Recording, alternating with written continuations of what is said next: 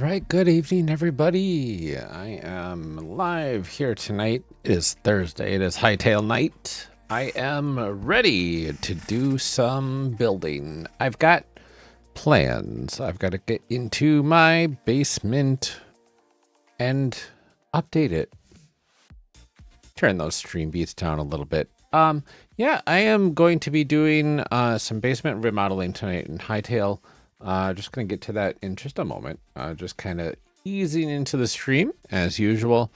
Hopefully everybody is having an excellent evening out there. For now, let's see where we are sitting at. I believe everything is working correctly. Let's hope it stays that way. I'm going to go ahead and bring the social bridge on over. We've got the latest update from Hytale. Let's see what the patch notes say, huh? Patch notes are part 7 already. Controller support arrives. Move, fight, explore, and navigate menus with a controller. Ooh. This is just the beginning. Some advanced features may still require a keyboard and mouse. Okay, that's cool. Express yourself with new emotes. Okay, that'll be nice. And what else do we have here? 9 new animations. Okay, that's interesting. What else? Preview your prefabs. Arrow impacts from short bows and crossbows will now break blocks that only ever took a single hit to break. Like tall grass. That's interesting. Okay. Crouching while placing blocks will now place them adjacent to non-solid blocks rather than overrating them. Interesting. Missing out will no longer eject players from beds. That's an interesting fix. Okay. Item grids updated will now highlight where the cursor is positioned. Settings that include sliders. Okay. And Control F search support. That's cool.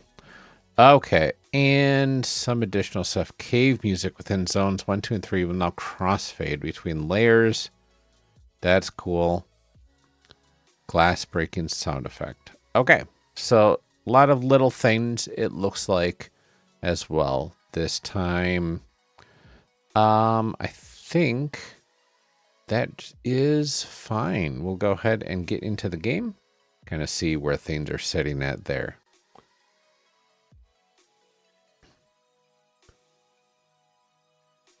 All right. Pre-release. A fresh dawn. Pre-release. Release. Pre-release. Pre-release, I think. I don't know. I can't remember where it's at right now. We'll get there. All right.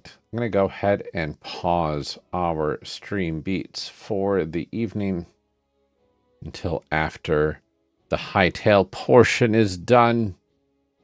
For now, things are still looking fine everywhere else. Kind of get this moved over here. Get that moved over there. It looks good. Beautiful. All right. I'm excited for controller support. I'm not going to start using it right now, but it is nicer. It feels to be on the controller. As I've been playing Crimson Desert with my PS5 controller. There we are. We're back to the temple. We still have 1, 2, 3 trees that are still level 4s. I don't know if they're ever going to hit level 5, but we'll see. Got my wonderful little area here. Still looking nice. I'm very happy with how that's turned out. It would be nice to have a little, like, trapdoor entrance to the temple here. But, you know, for now, it's fine. Get in there. And run and jump. There we go. And I don't think I have... Oh, there's that duck again. I've got a duck that is stuck up in the corner there, and he has not gone away at all. He just perpetually flying right now. And I'm not sure why, but you know, who am I to question? Who am I to question? And I am noticing that this is the only bridge that has all of the tops smoothed out. I will have to probably eventually get to the other ones. But for now, that's not what we're here for. We are going down, down, down into the basement. This is our project today. We need to clean this up because we have... Oh, that was relatively easy. Okay. We have a lot to clean up down here because we have some stuff to take care of and remodel. I would like a library down here. So I've got grass growing in here. That's not going to be good for a library. We got some cobble. Don't know why there's a plate down here and a bucket, but we'll take those as well. Let's see, what else can I move? Got a whole stack of stone here. We don't need that. There's a blue flat cap mushroom down here. Okay, time to get the hatchet. Ye old hatchet.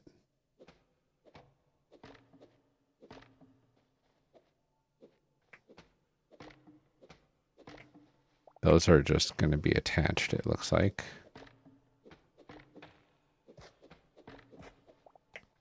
There we go.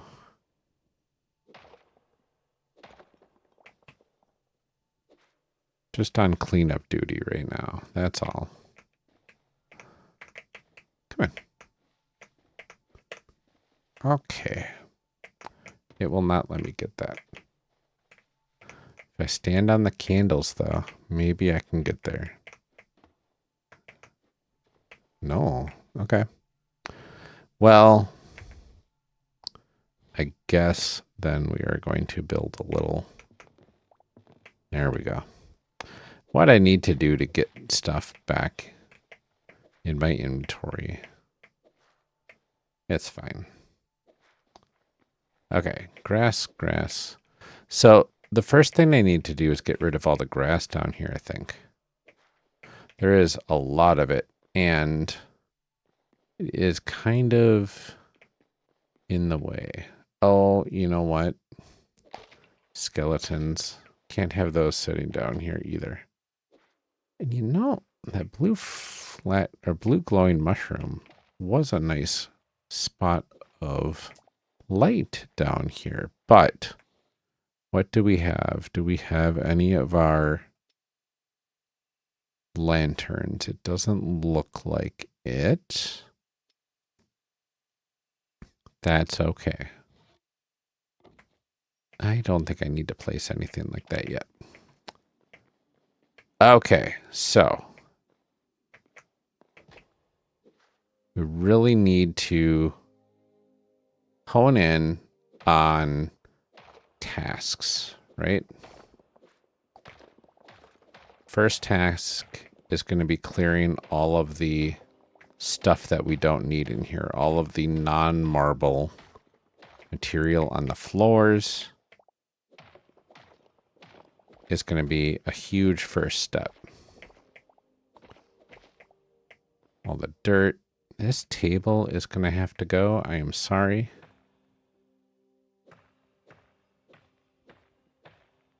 Oh, it's a hatchet table. A Quebec table. Okay. That makes sense. It was all natural. Okay, get rid of that. Oh, that is not what I wanted to break. That's okay.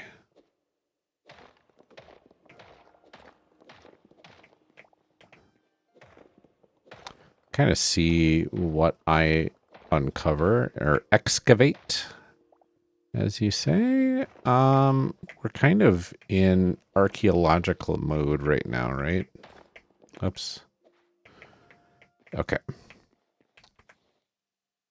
Let's get these back into place. I mean, I'm going to need a lot more, right? Simply because there is a lot to take care of.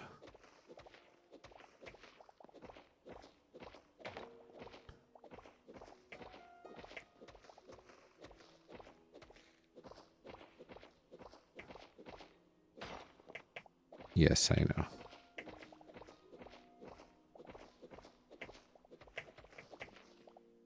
Question is, do I... Yeah, I really should fully restore these floors, I think. That would be a good thing to do. Oops.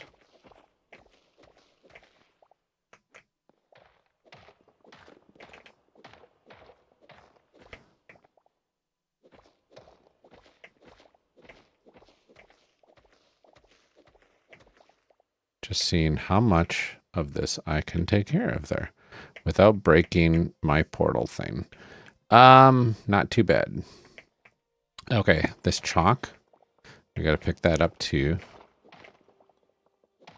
Anything that's not like marble blocks is on the chopping block, so to speak.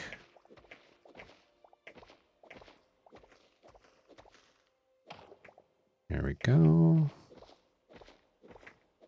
I'm thankful that in structures, if there's not a spawn point for a thing, they do not spawn. So even though it's dark down here and it's technically underground, yeah, see, this is going to be a little bit different because we've got all of this water here that we're going to want to preserve.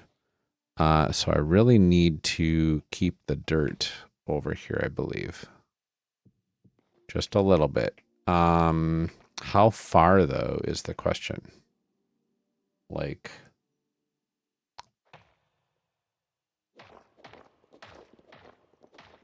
Let's see. I think I want to take all of that out. And let's put in, for now, a candelabra back here. Or whatever that is. I don't think candelabras are the right word for it, but, you know, whatever. Get rid of all this dirt here. Okay, good. Now, we do have kind of like a little bit of a pattern going on here. I want to be able to kind of see what their vision was. Because we've got this kind of like swirly plus sign pattern surrounded by chalk. So if I take my chalk that I've just gotten, go like that. And we're going to have to kind of do that. Perfect. Okay, let's clean up the rest of this top layer here.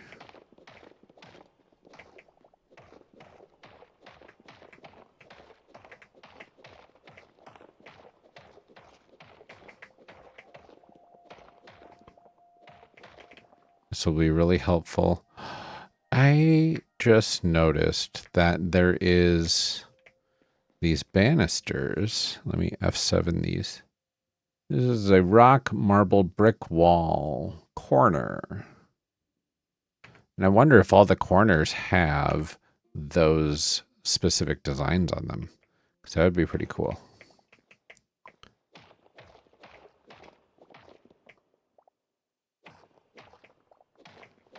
We're just doing a full restoration. And a little bit of a redecorating sort of ordeal. It's kind of on the docket for tonight. Okay, is that all of them? I want to get that one too. There is some chalk over there too.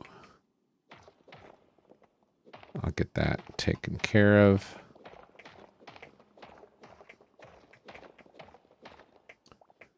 Good. What else do I need?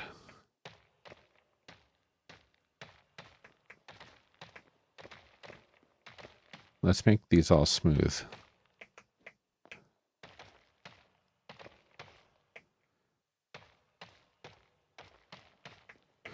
Because making that decision now means I can easily make all the smooth blocks that I need instead of placing all these and then changing them all.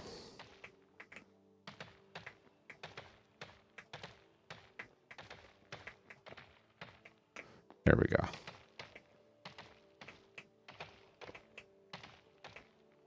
Oops, not that one. There we go. Excellent. And these ones are going to want to change too.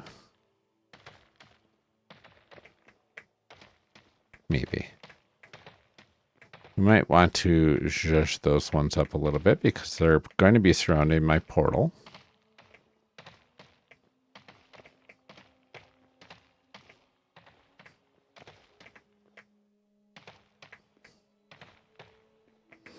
I think there's one in there.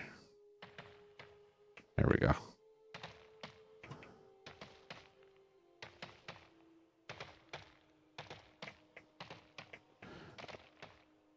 It might be honestly better to just pick all of these up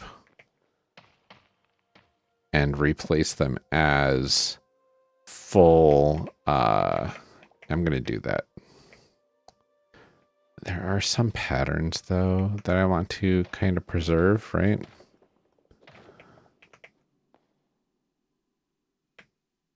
So anything that is a brick. I just placed those, but that's fine. That's a smooth one. Smooth.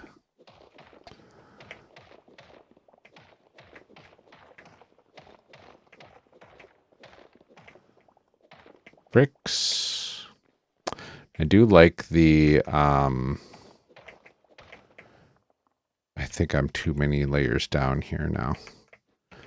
Okay, we want to get rid of that. Oh, Sella, thank you for the likes. Welcome to the stream. Just a nice cozy time in Hytale tonight.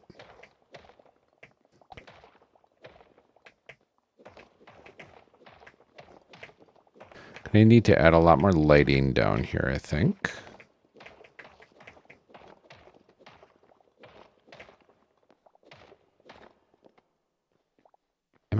I'm going down too far because I'm into the floor here. But like, I don't know. Do I need to? I don't think I need to. I'll get rid of that. This I can get rid of though. Perfect. Okay. I just have to not lose track of kind of where I am because I've already a layer down and I don't want to be too many layers down, right? So let's grab, I need a crafting table of sorts. The builder's workbench would be fantastic. It's nighttime. Builder's workbench. Oh, do I have to build you in here? Armors, blacksmith, builders. That's what I need. I'm out of space. Okay. I got rid of some stuff. Builder's workbench. Craft it. And then I need a simple sort of chest. I grab. Do I have extra chests? In my chests, though, is the big question. I might. I might have some additional chest space somewhere. I've got some good bits of stuff that I got from around the world as well, including some Dark Temple table, Statue of the Watcher, Dark Temple brazier. Maybe I can incorporate those into the actual design. That would be nice. That's just meats. That's magic stuff. Yeah, that's not going to help me at all. Oh, we did find some extra lanterns, though. I'll bring those down. And I've got a bucket chest over here somewhere. Hello. Thank you. Yeah, I am I'm hopefully able to get the basement into a workable order. I really want to add a library down there and then a craft station kind of over off to the side. Make it kind of cozy and usable at the same time. So we'll see how that turns out. And just need to not lose myself in the process because I don't have a plan currently. I have basically just some rough ideas. It's like down here, I'm thinking is going to be kind of like the library area over on the side, in this little pit.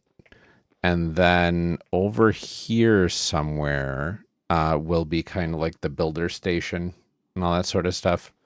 So with that in mind, maybe I can go ahead and take my builder's workbench that I just made and pop that into this spot here. And I'm going to get some health back. There we go. So while that is cooking away, let me go and... Okay. I don't know why that's not working. I should be able to scroll down here.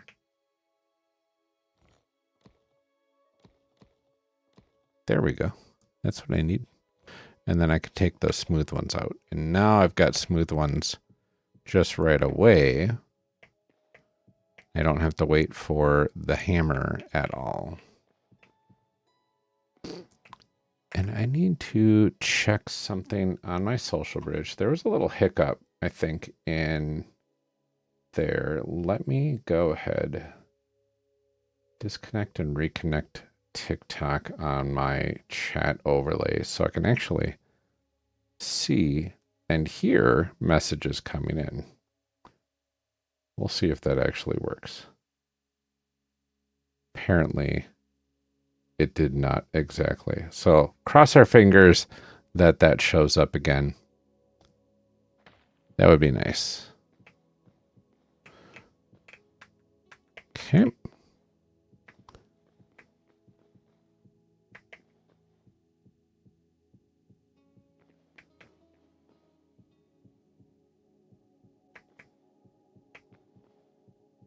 There we go. Much easier when you don't have to worry about hammering every little piece. Okay. Do have an extra one down here. That's all right. I'm going to need a lot more, though. I've got so much of this marble cobble, but I don't have a ton of it. Just going to grab all of those as smooth bricks. Kind of sneak them underneath all of these here.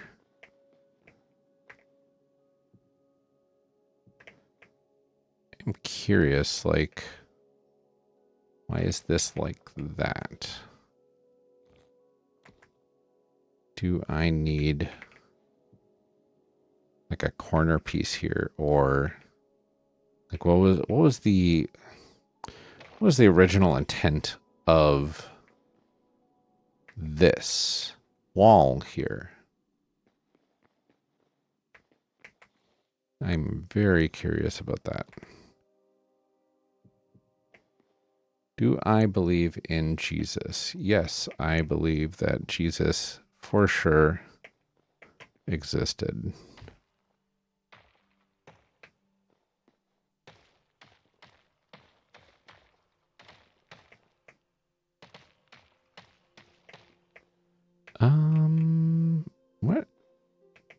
Where are the other bricks rolling around? Okay, there we go.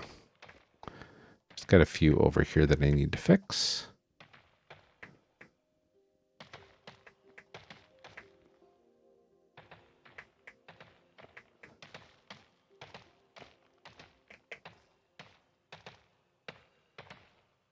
Oop.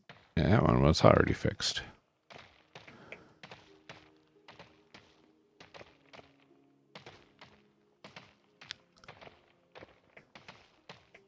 And it's interesting too, because like the social bridge is getting signals from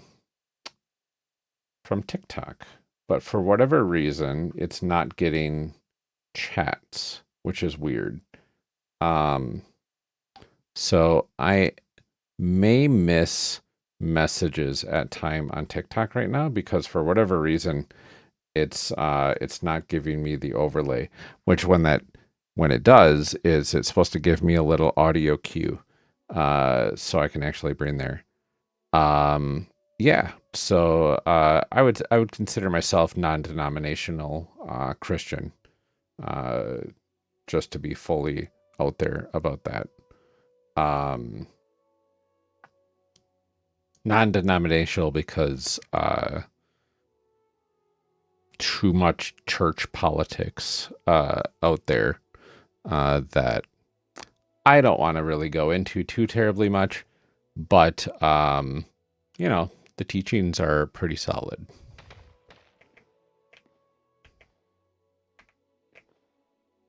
Let's see. I need my F7 on, I think. There we go.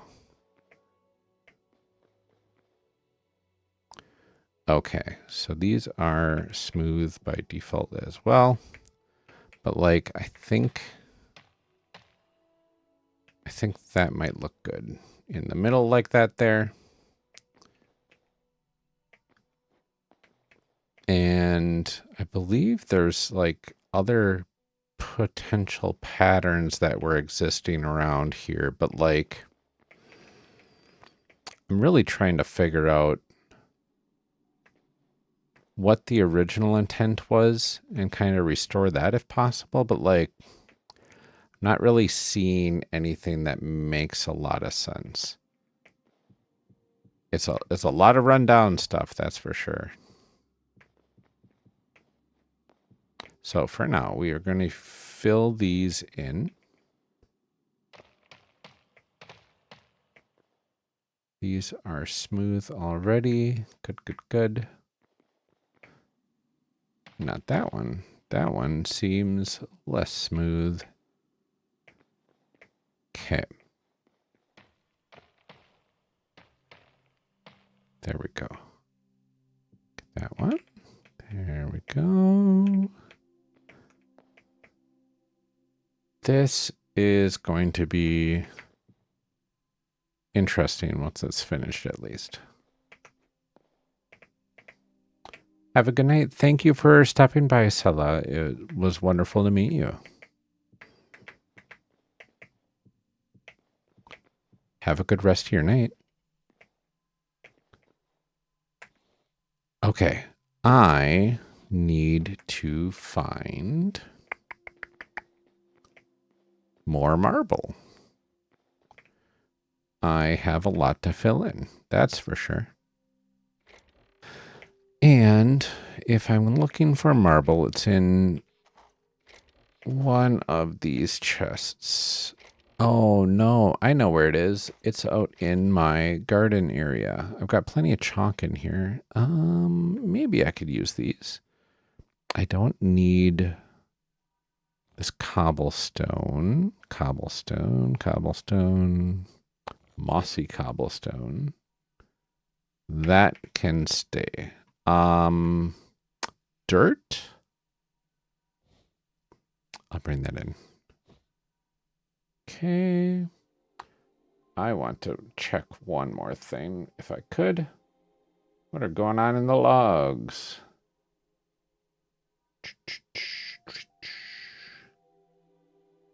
I'll reconnect suppressed.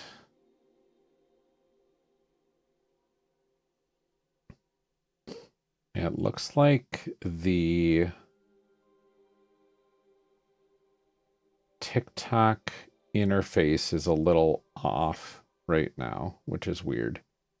So I think what I can try doing is giving a good old disconnect for a minute. Let's let it just kind of buffer its way out of there. Because it's gathering user joins no problem.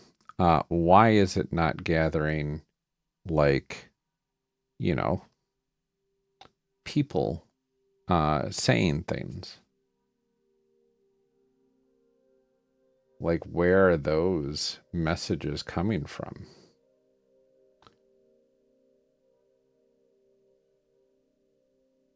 It makes no sense that they would just, completely disregard their API and completely change the way it works. Because, like, the last time I saw it was it needs to, I don't know, do something.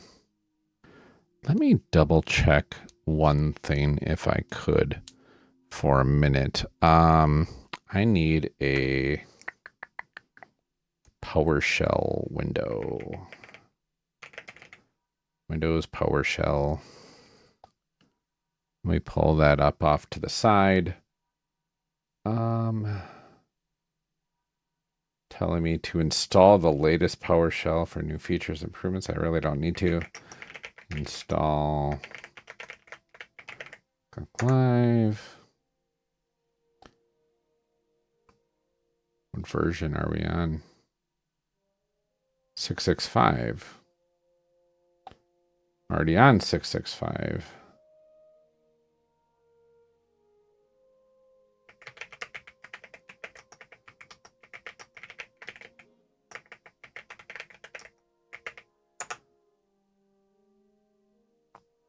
Yep, I added an extra little dot in there. There we go.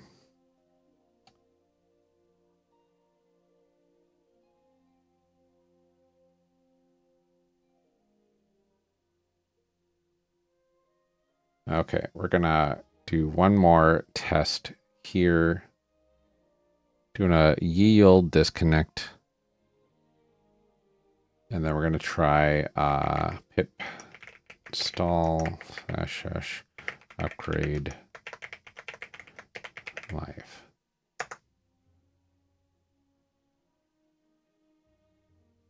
Requirement already satisfied. I am on the latest version, so for whatever reason, the my Social Bridge app is unable to pull in TikTok chats, which is very disconcerting. It was perfectly stable.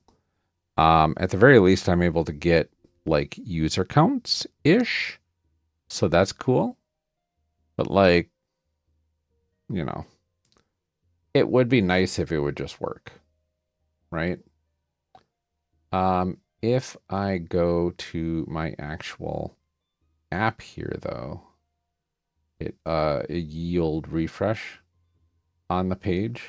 Does it pull anything in? Kind of cool if it did. We'll try it. What's the worst that could happen, right? Everything breaks? Yeah, that is the worst that could happen. But for now, it is what it is. Okay. That's fine.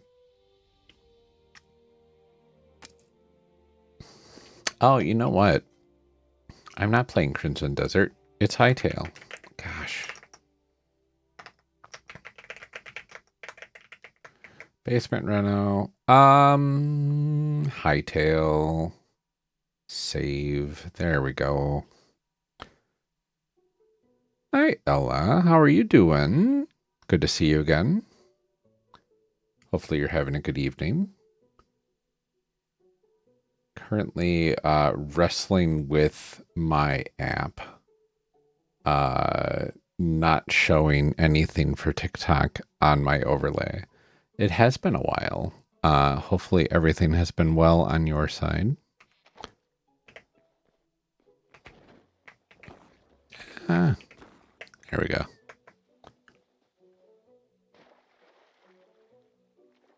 My overlay chat is broken, so I have to pay extra attention to chat messages coming in. Exams. This is Hytale, yes. I have been slowly restoring this temple with all sorts of fun stuff. Where is... There's my lanterns. Your phone is broken too? Ugh. That is the worst. Lots of stuff not going well there. But hopefully exams are over soon-ish.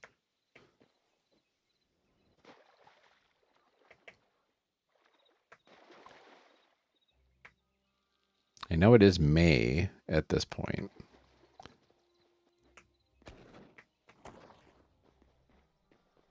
I know my kids are getting into the end of the school year, the last 20 days, I believe. Last one tomorrow. Oof, yeah. No, I remember those days. Goodness. Well, hopefully it is easy enough to work through for you. How confident are we feeling on the final exam tomorrow?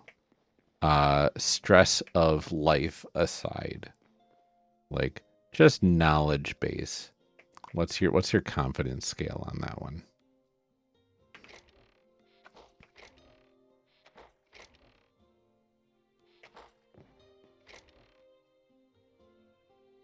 This is what I'm looking for.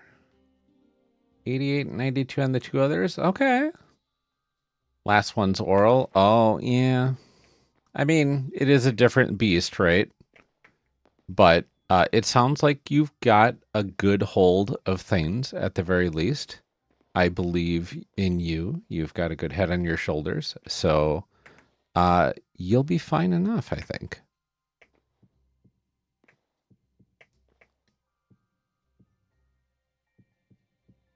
I don't think you have too terribly much to worry about.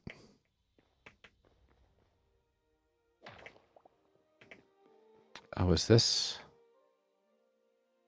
This is the floor that I need to replace.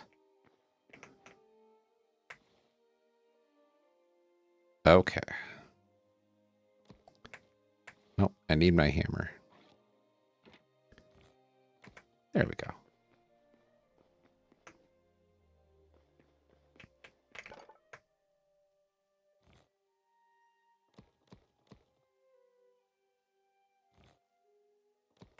There we go. Now we got smooth ones.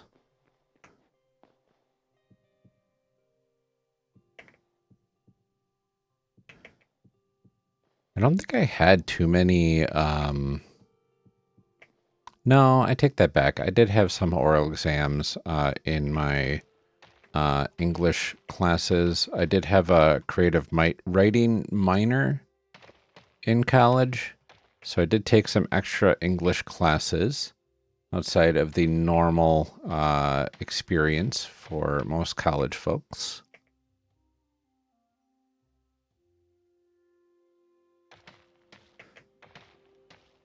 And I'm pretty sure there was some things in there for presenting in front of the class and or other things like that. But that was literal ages ago for me.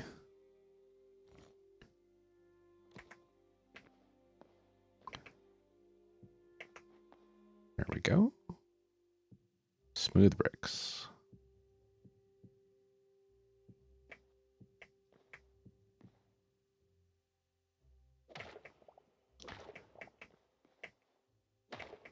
Get rid of these little bits here. Forgot to clear these out apparently on my first pass through. Interesting.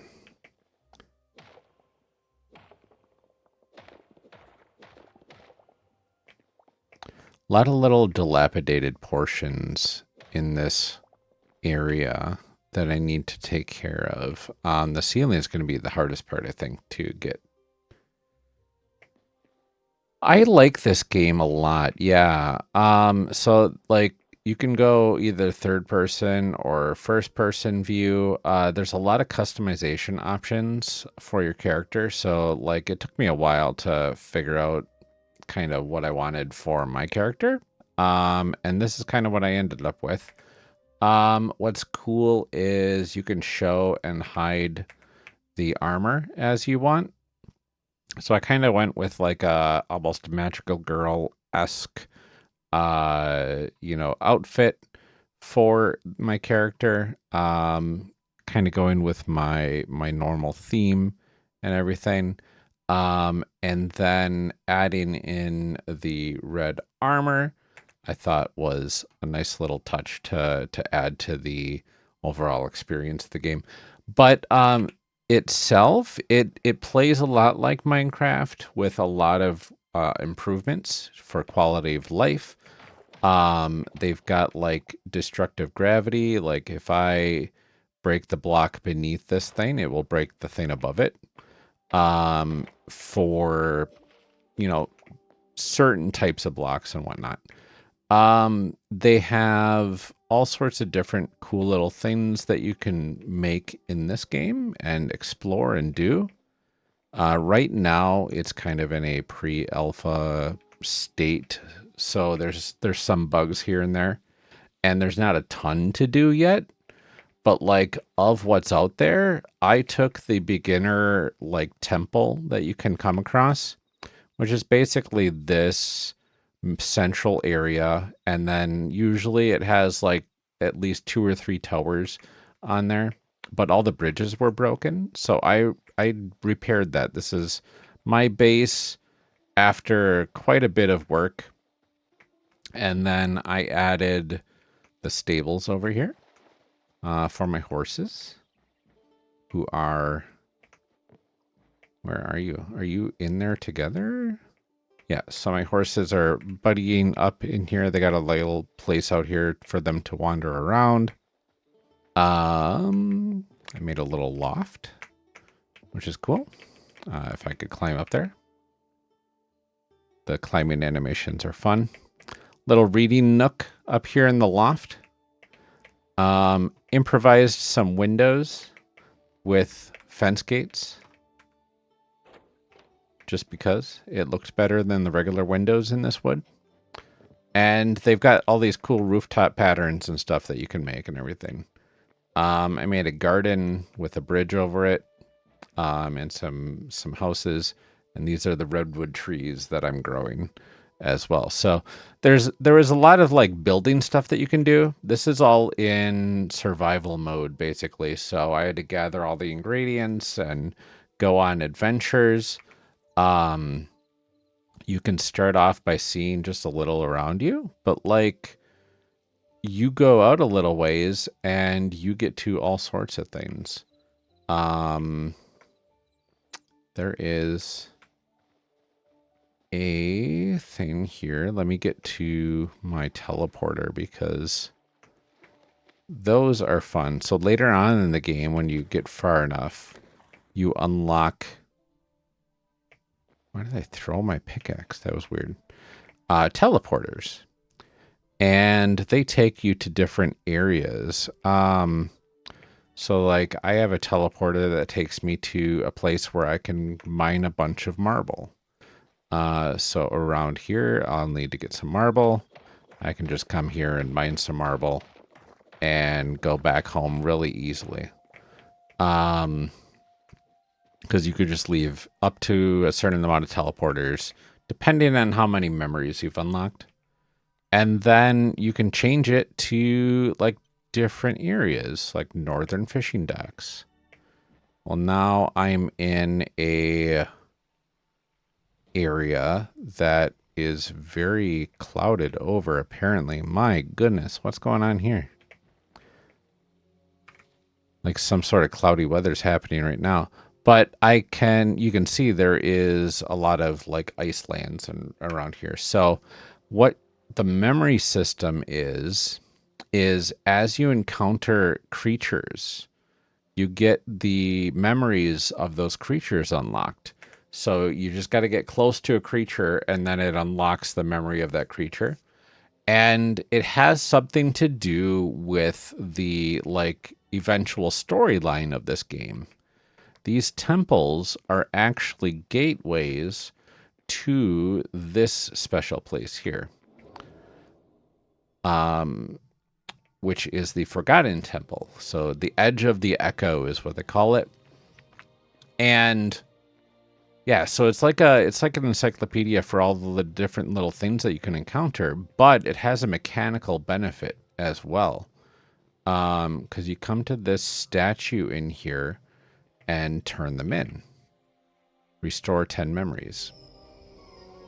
And doing that fills up all of these, and eventually you start unlocking things at certain memory levels. So like after I unlocked 100 memories, I'm able to craft an ancient gateway, portal fragments, an additional backpack upgrade, which was very nice.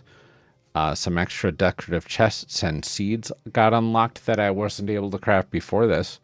And then I can add 2 more teleporters to the world. At 200 memories, which I'm 44 away from unlocking that, I get more chests and seeds, a trophy thing that I can make, and then max out on teleporters. I think it's a maximum of 8 at that point. But coming in here, you can click on them. And what's really neat is it keeps track of where you found them and on what real life day you actually found them in.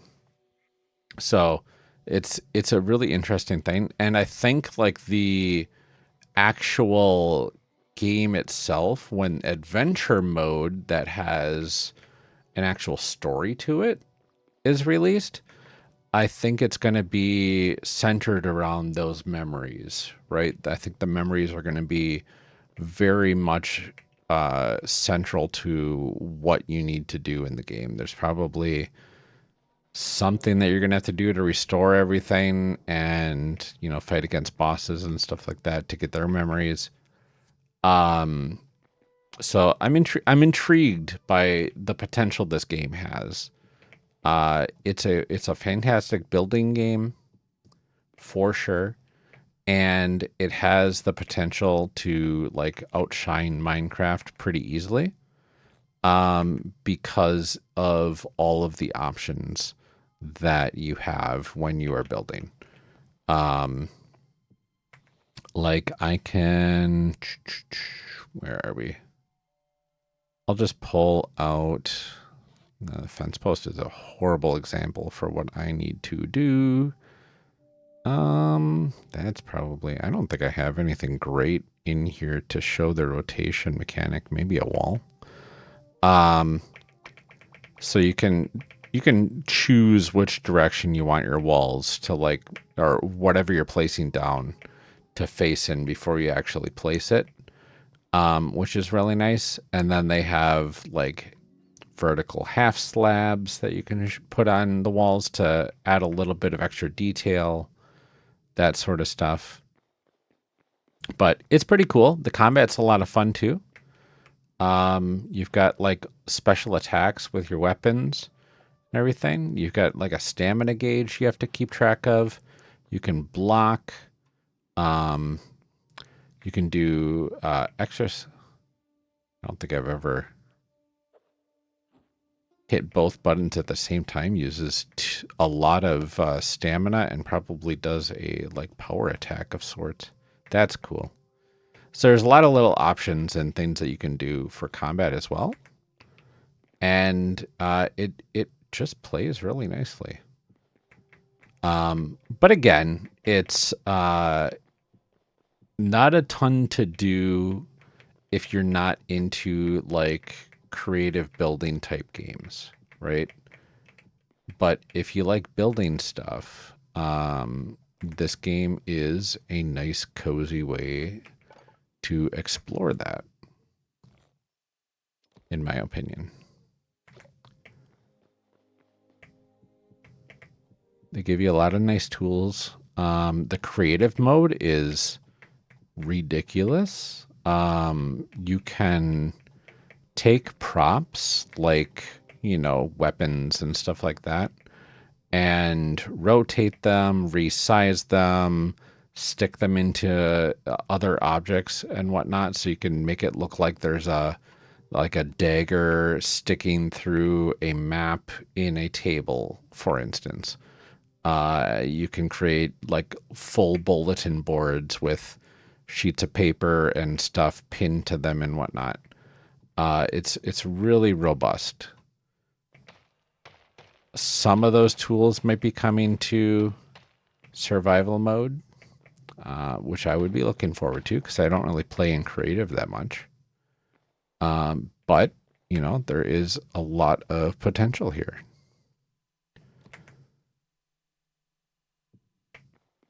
There we go. That looks good.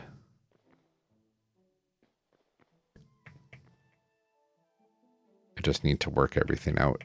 That's for sure.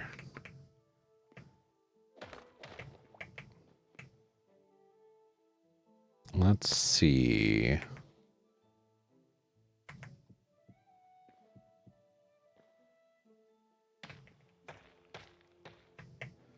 To make those bricks. No, I want these to be these things. Have you ever had a weird coworker? Yes. I have had a lot of weird coworkers throughout the years. Absolutely. But I guess define weird, because there's like this person is just random and silly, but otherwise they're okay enough, just a little annoying at times. And then there's the I'm not sure if this person will murder me or not if I treat them poorly or whatever, right? And then everything in between.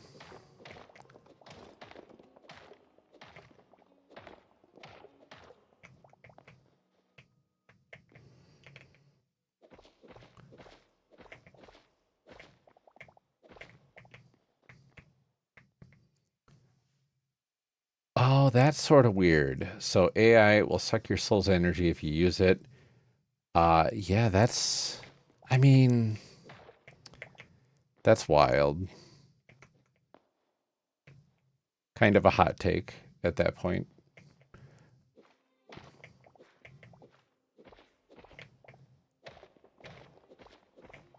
So is it like conspiracy theorist levels of weird at that point?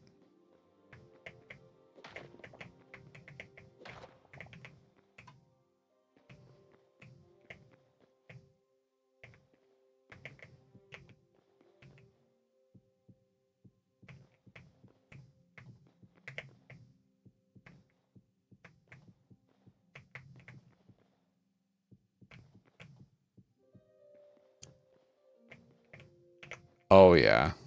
Now, I don't think I've had like legitimate conspiracy theorist level of individual at a workplace yet. They People that have that sort of mindset can really go down some rabbit holes. Um, I can myself, just for funsies, make up conspiracy theories like nobody's business, but it's just thought exercises in my mind. But like, there's people that take things way too far and then fully believe in it, and it's really hard to deal with somebody that is stuck so hard in the ways that they believe that there's, even with direct evidence, you can't knock them out of it. It's like, how do you have a conversation, rational conversation with somebody that just flat out refuses facts, you know?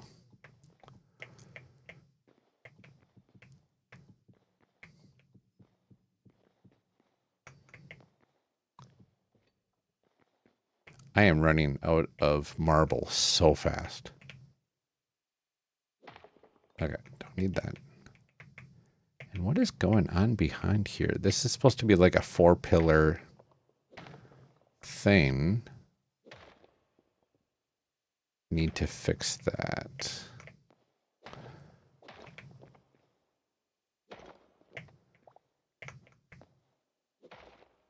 There we go. Yeah, come on. No. Yeah. It is a bit concerning, right? Every flat earther, yeah. There is a certain subsect of people in this world that are just like, maybe just don't think as hard, right? It's not always as complicated as you feel like it needs to be. I don't know. It is an unfortunate thing though.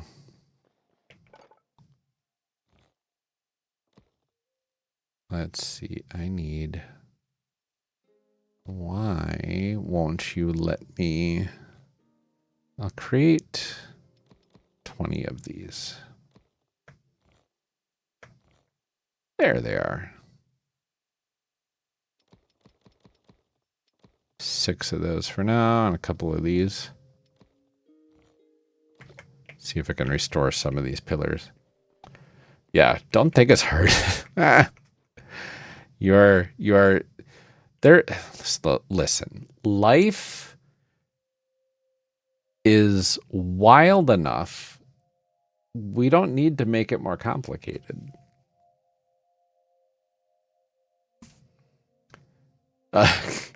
Yeah. I mean, it's nice to talk to people, right? He's like, oh, yay, somebody's listening to my nonsense. This is fantastic. But, you know,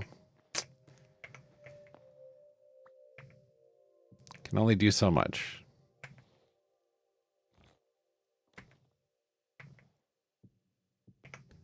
I need to get a little higher up here. Why? Come on, in there. Why can't I? I'm trying to force this through. There we go.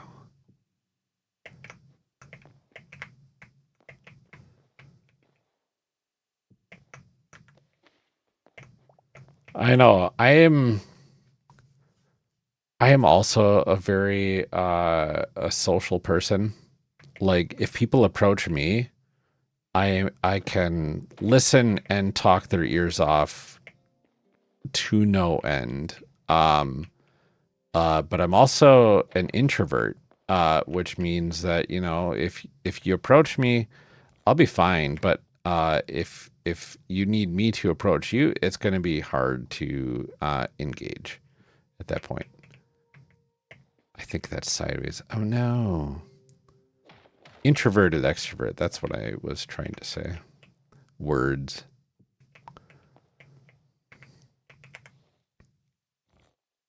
It is an interesting combo.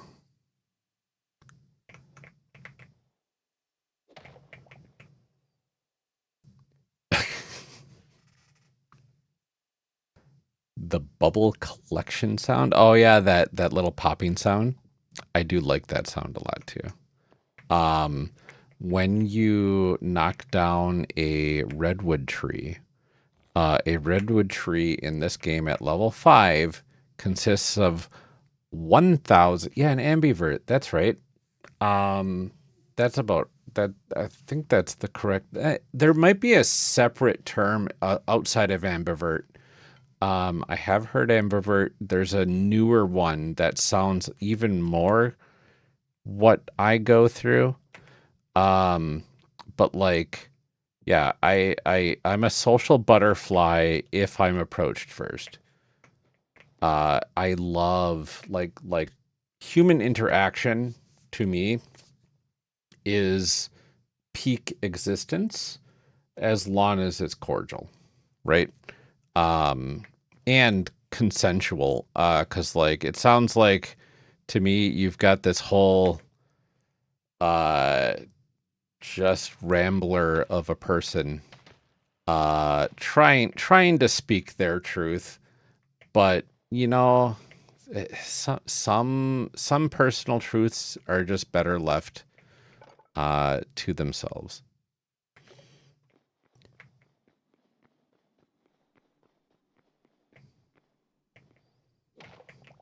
But yeah, any convention that I have ever gone to, so I used to go to role playing conventions quite often.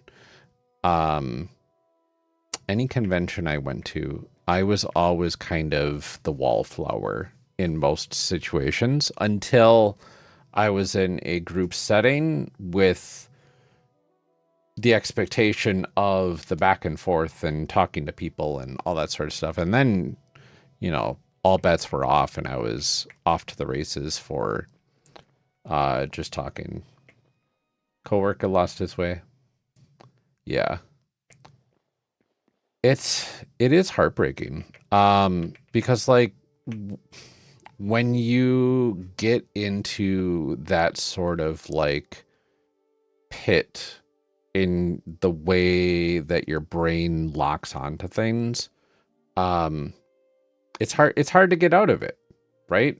Um, almost anybody that's dealt with like depression or anxiety has gotten into those seemingly unclimbable pits, whether or not you want to climb out in the moment. I know I'm relating, you know, depression and anxiety to conspiracy theories here, very loosely analogous. I don't know. There's a word there. I'm losing my brain here a little bit. Either way, all I'm saying is, you know, people sometimes don't have choices in the matter, and it is interesting when you get into those sorts of social situations where it's like, you know, if you surround yourself with false information, yeah, if you surround yourself with false information and you're taking that as truth, and if you're trying to search up like facts behind the thing that you're thinking is truth, you're going to have some biases, and those biases are going to overlook actual facts, and they're going to see other people talking about the thing that you quote unquote care about, and you're going to lock onto those and say, see, I'm not crazy, I've got other people thinking the same thing. So then they double down, and you know it's hard to get out of that. Uh, especially like in the whole situation where you have to kind of deprogram yourself a little bit, right?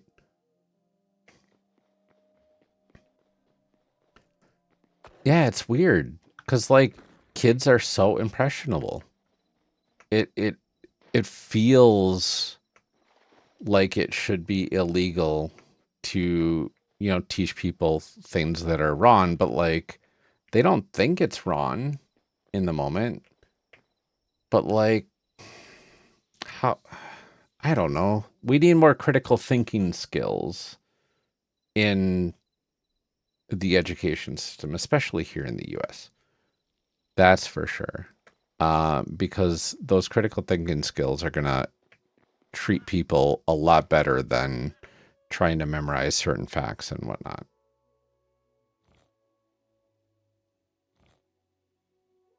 Critical thinking is so hard to come by nowadays.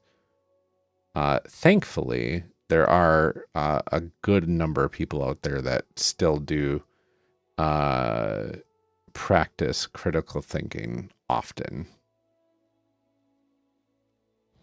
It is just such a hard thing in this country right now to find that. I think I'm gonna need more marble, unfortunately. And that's gonna require going to my marble mines. But not when it's dark. Ooh, and especially not during a new moon.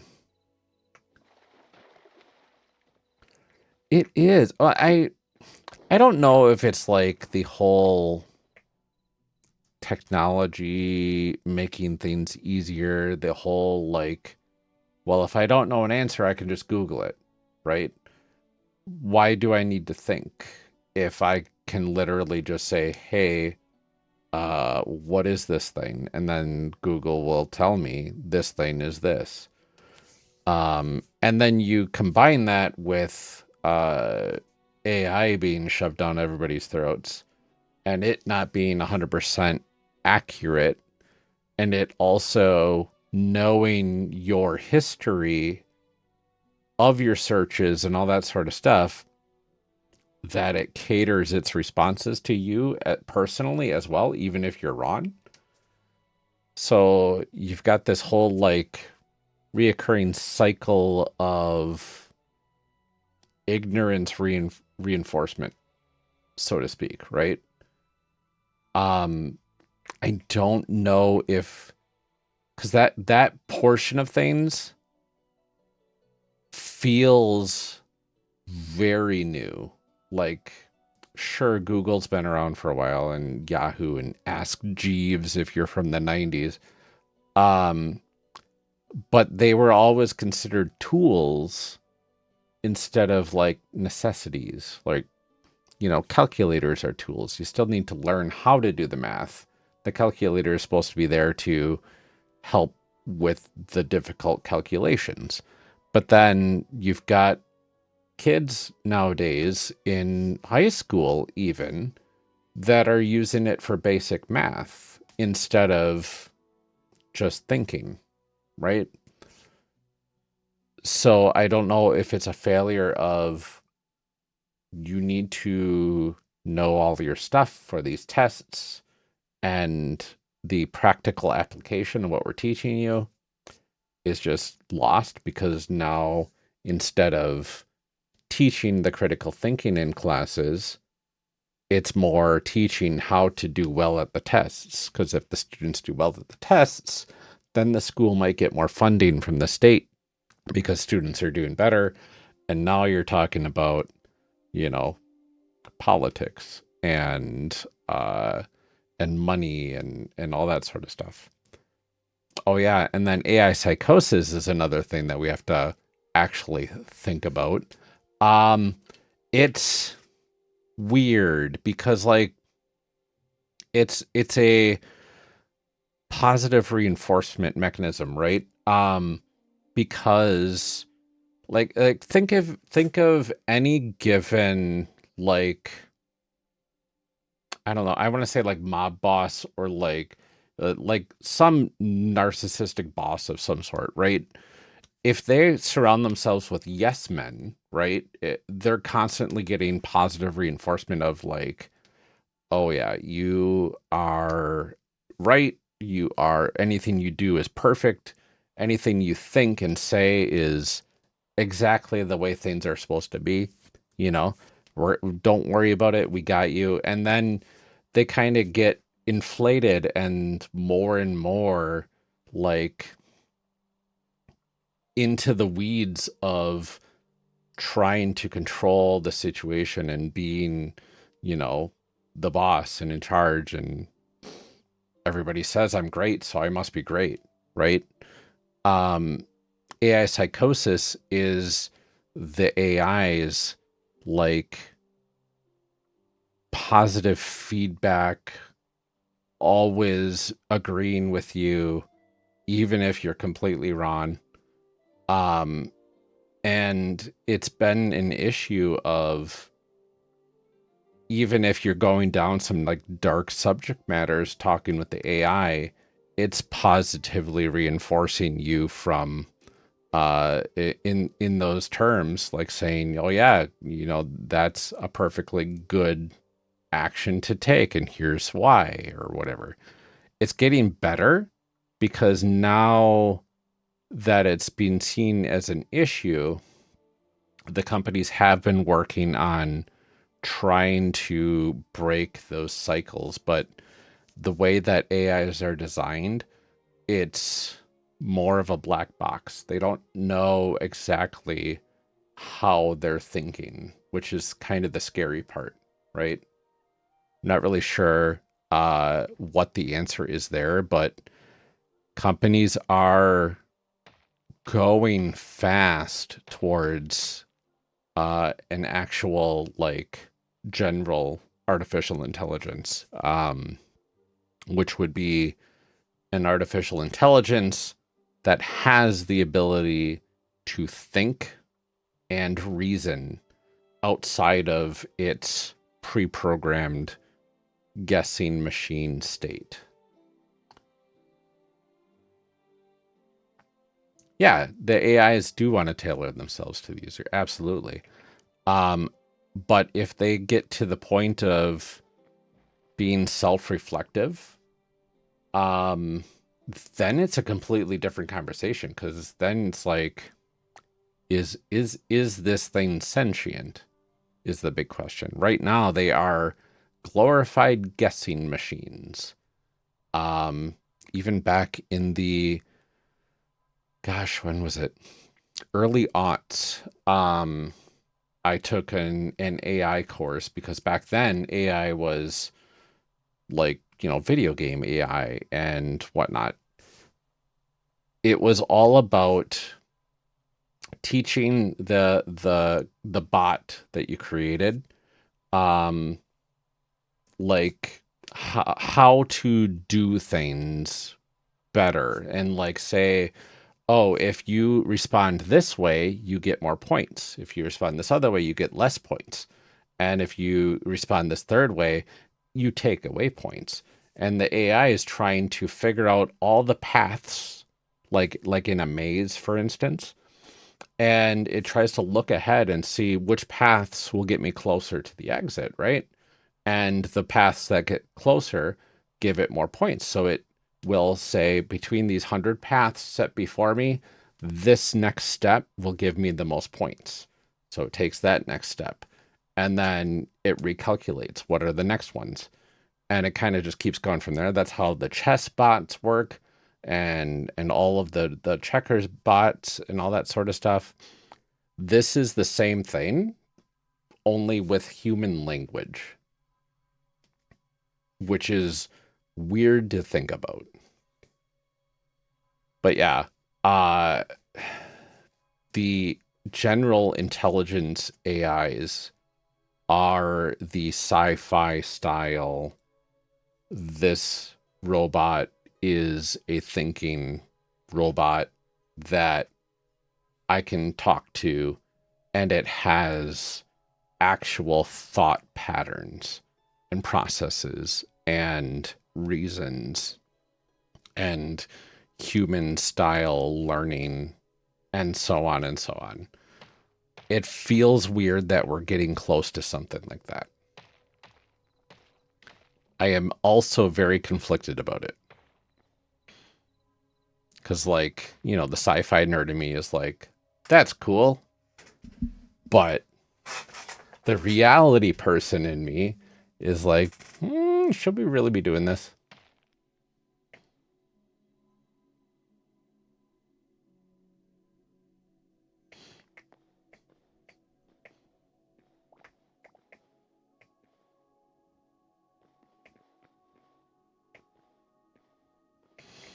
Oh, yeah, interesting.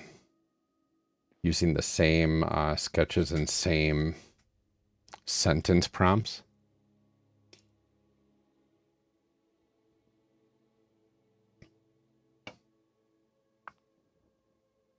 It is, because it's not, it's a lot of randomness thrown in.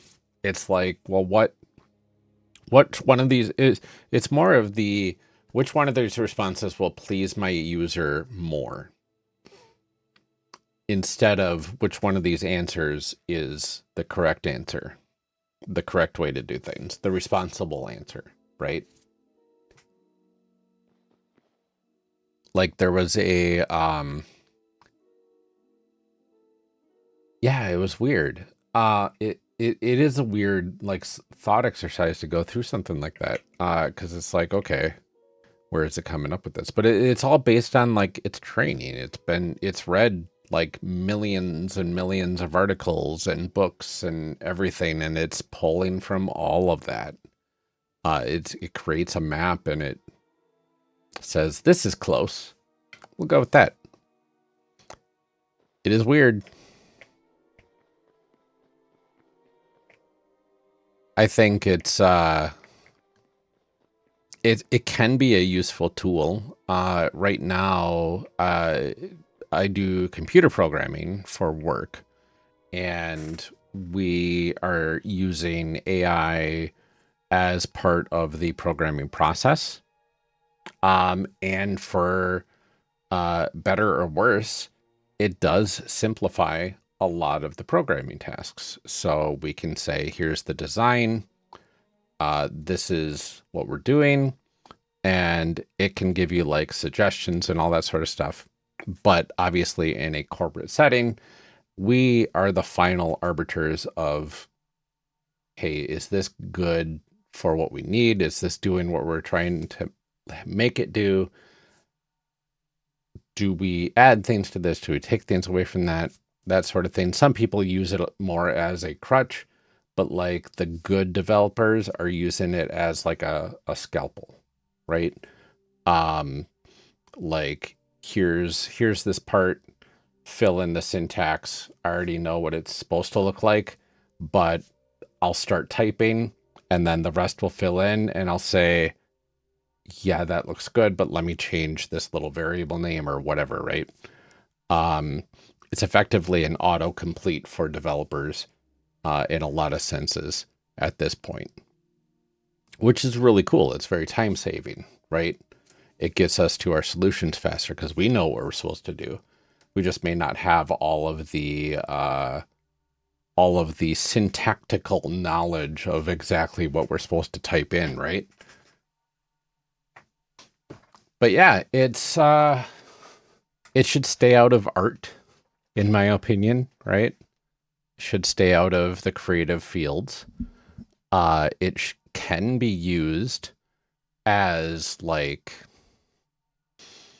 I don't even know like how you can ethically use it in a creative field. Maybe like giving it an outline or something, or like a typing out like a, hey, here's my story idea, turn it into an outline. Like I'll give you 5 paragraphs, you give me a summary of the next like X chapters. I don't know how it would be used like ethically in a creative exercise like that, but like programmatically, yeah, it's going to be useful. It's very much like a calculator at that point. Very very advanced.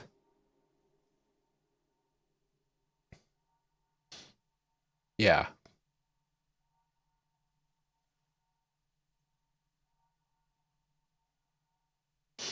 It is oh, hey, the people 974. Welcome. I do know why you're here. And thank you for coming to bless us with the knowledge that we have all lost the game. Because somehow that meme has survived 2 decades of silence, give or take, and has become revived. But you know, I'm not mad. I hope you're having a good night.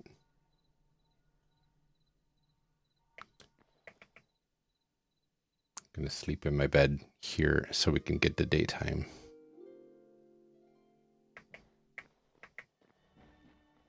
Oh, and I set that to the wrong thing. Let me get back here. Oh my goodness. Don't want to go there. I want to go to this randomly named one here. Okay. In we go. Does this animal look correct? That's the thing. The AI wouldn't really know. It just knows. I've seen a million pictures of cats. I'm 95% sure that what you are showing me is a cat. I'm going to tell you, I'm confident that this is a cat, right? But like, then you showed a creature that it's never seen before, right? It will probably try to go to whatever it thinks it kind of looks like, you know? Like, nope, sorry, that's a skunk, not a cat. Silly, silly chat GPT. This is chalk. I don't need chalk.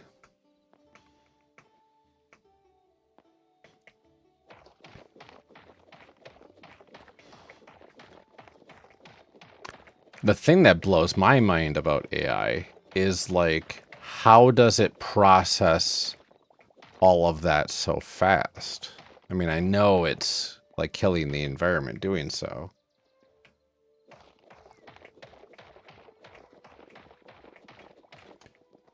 AI model in the future that's more meta. I'm curious what you mean by meta there. Oh no, my pickaxe. I knew that was coming. I have a repair kit for this situation. Pickaxe. Yeah, I'll keep that.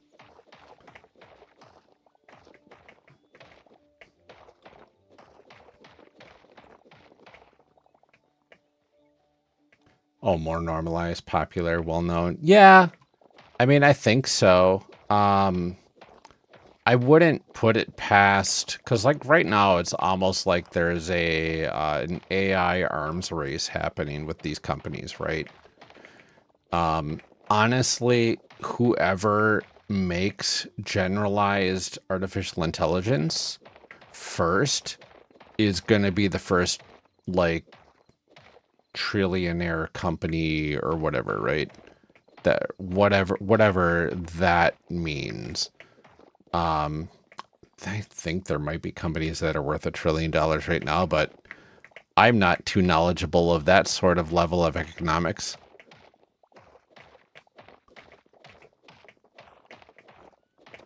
Either way, it's gonna be like huge because the whole thing behind it is the whole singularity. And if we ever get to a point where we can make an AI that is able to make a better AI than we can make, then it's just going to explode in terms of, well, now the AI is super dominant in everything. Yeah, exactly. ChatGPT is the big dog in the pile right now, but like it's kind of gone to the wayside for Claude. Claude is Anthropic's AI offering, and that one is seen as a bit better and more robust and more accurate than all the other models.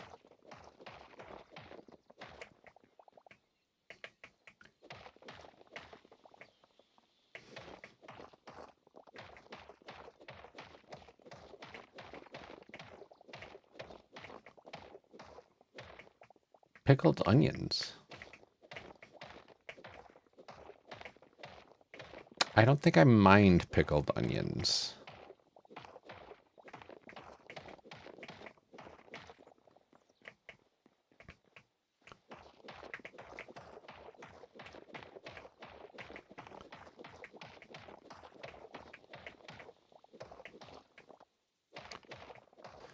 But yeah, I'm curious because like yeah, when you say I'm going to search for something on the internet, you say I'm going to Google it, right?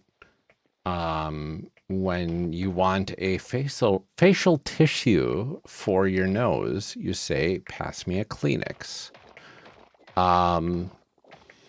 So, like, what's going to be the AI equivalent, right?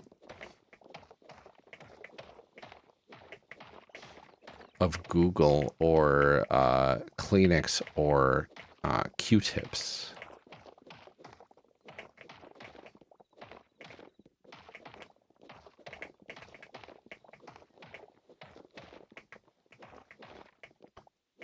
Pickles do sound really good right now, honestly.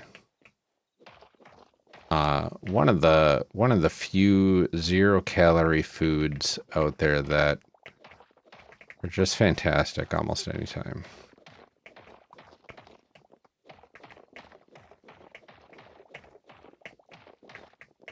Pickles, yeah, have some pickles. I would love a pickle right now. But alas, I don't think we have any pickles in the house, and that is very sad.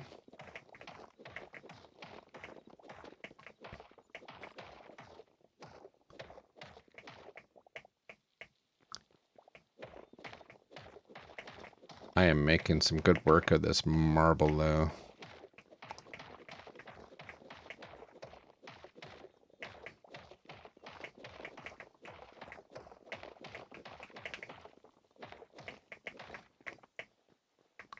How much do I have? That's a decent amount, I think. I'll get a little bit more, though, because temple restoration requires a lot of marble.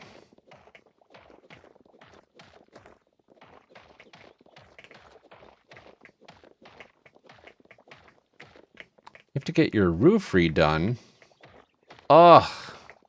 And insurance can't take care of any of that? I don't know. I've looked into insurance for roof repairs, and they are sticklers in most cases.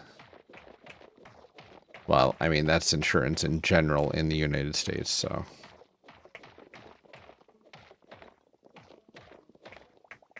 Although I've had people stop by. They're like, "Hey, we're redoing a roof in your neighborhood. Would you like us to take a look at your roof?"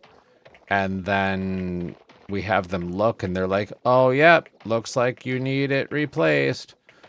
And then we check somebody else that's not trying to sell us something, and they're like, "No, it's fine."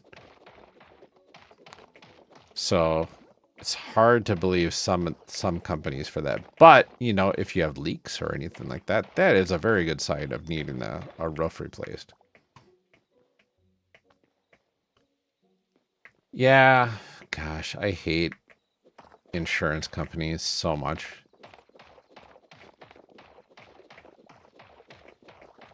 For some reason, they are allowed to exist in the state that they exist in. And there's not that much regulation about them. It feels like, at least. Oh, I went through a whole pickaxe.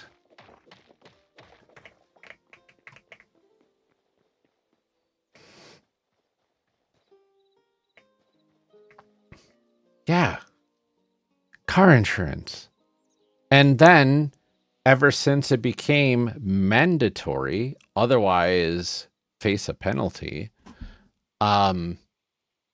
they make it the hardest thing to actually claim anything. And if you do claim anything, then they say, well, you just claimed something. So now you have to pay at least double what you were paying before.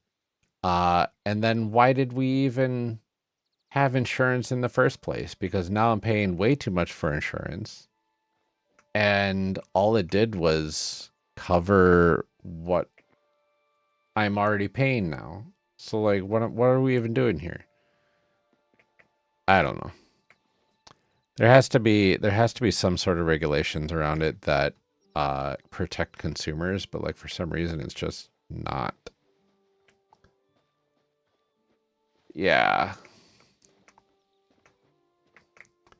At least in the States, the medical insurance got better in terms of like, oh, you have something wrong with you already? Well, we're just not going to cover you anymore. Or, you know, whatever. And it's just kind of gross.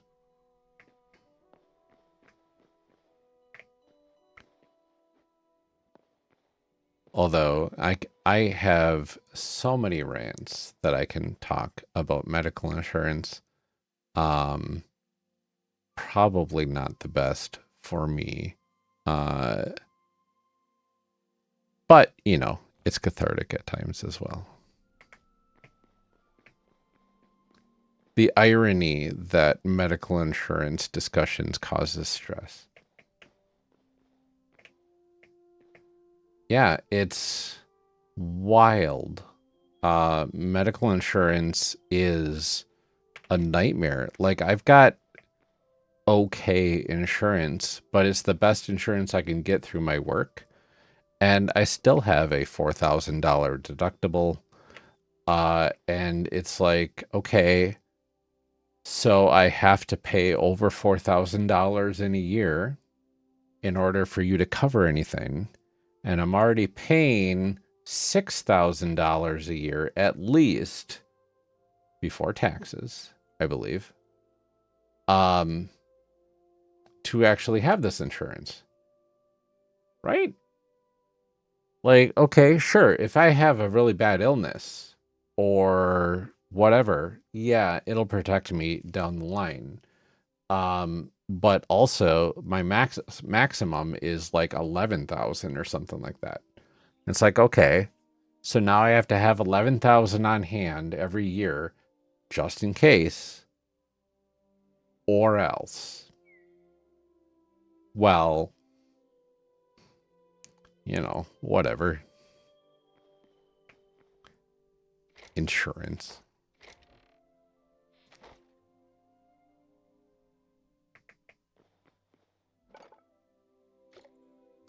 I am trying to build a chest.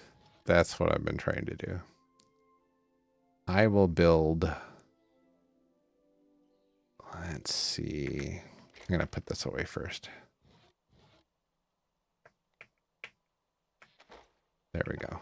And I want to build a simple chest.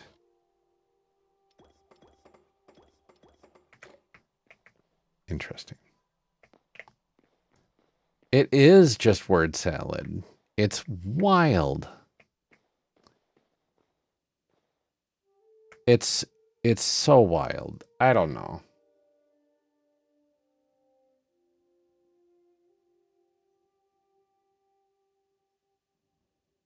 Trying to fix my TikTok thing again. See if. Hey, it's working.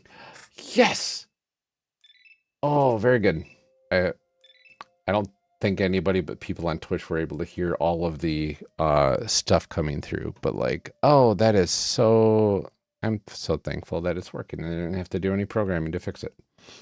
Yay! Chat's on screen again. Welcome back, chat.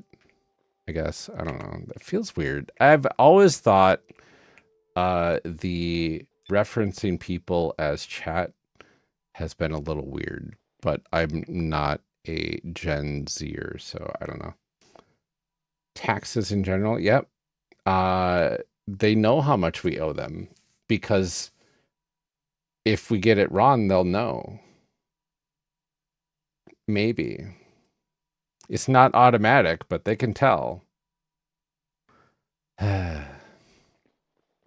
made how much? Oh, we know how much you made. Why do I have to guess exactly? Or why do I have to pay a company to process all my information for me and then tell me that I'm right or wrong? Right? It's not okay. I know. I did get audited once, but it was like one of those random audits like, oh, hey, we're doing an audit and you've just been chosen to get an audit. And it's like, great, thanks. I'll figure out where all my tax records are from 2 or 3 years ago or whatever it was. And that was a kick in the pants too, because it was like very shortly after my dad passed away and I inherited his house and dealing with all of that at the same time. was super not fun.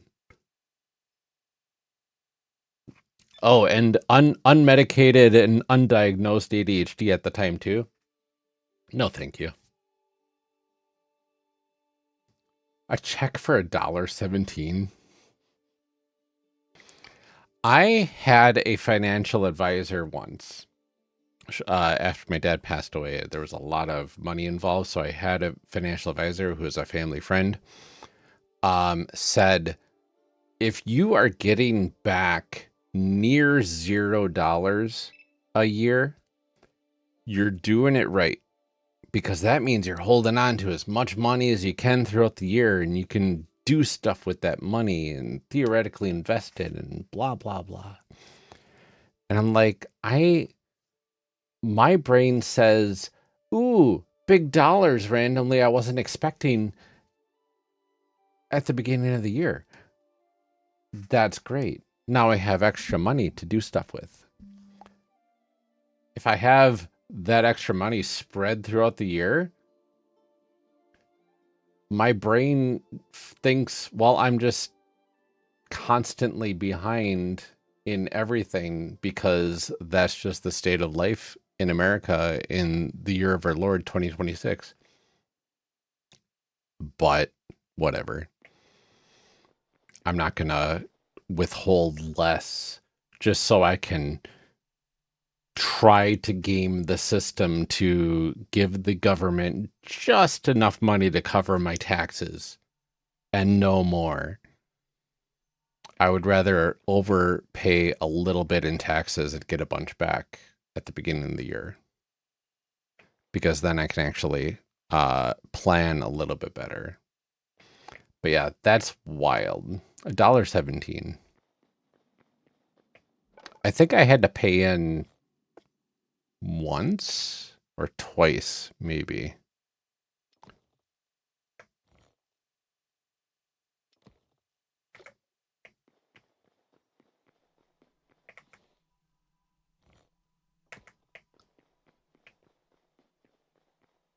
Those were not fun tax seasons, that's for sure. I know.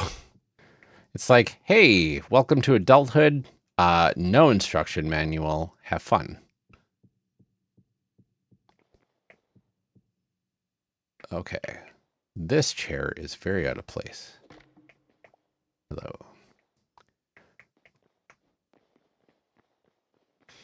And I made some chests. Temporary ones. Let's get all this random stuff in there.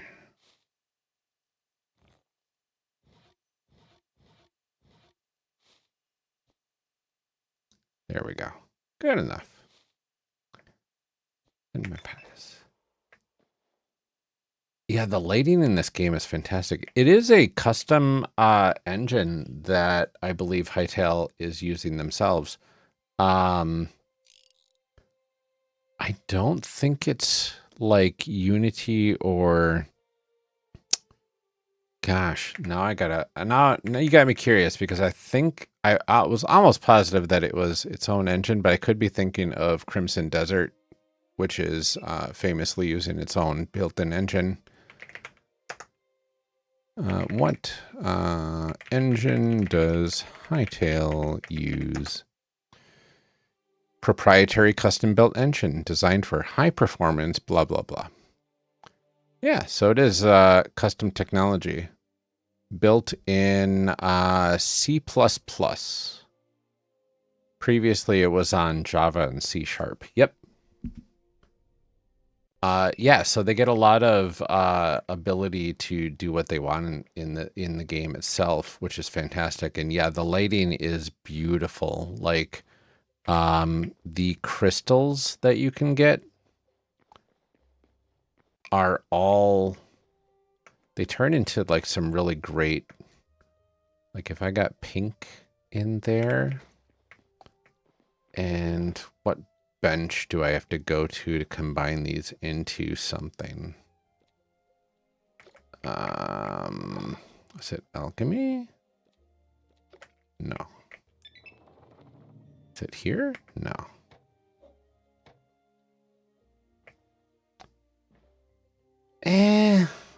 I wouldn't say it's cheaper per se, honestly, because like I had looked into 3D engine creation back in the, gosh, 90s and early aughts. Because one of my dreams was to work at a company or whatever for game design. And I would have loved to help design an actual 3D engine. So I did a lot of research back in the early aughts when I was in college and stuff, and never utilized it. But yeah, it is a lot of work to work on the rendering system and all that sort of stuff.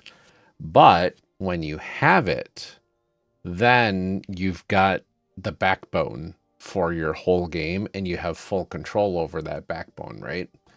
Um, the thing is the first game is going to be more expensive, but now you own a 3D engine and you can make more games. And now the new games that you make can just take that old engine and enhance it for those new games. And now you've got this whole new thing. And that makes it cheaper in the long run if you plan to make more games beyond the first. I think putting enough effort into the engine up front probably will also save money if you're planning for like a decade-long game.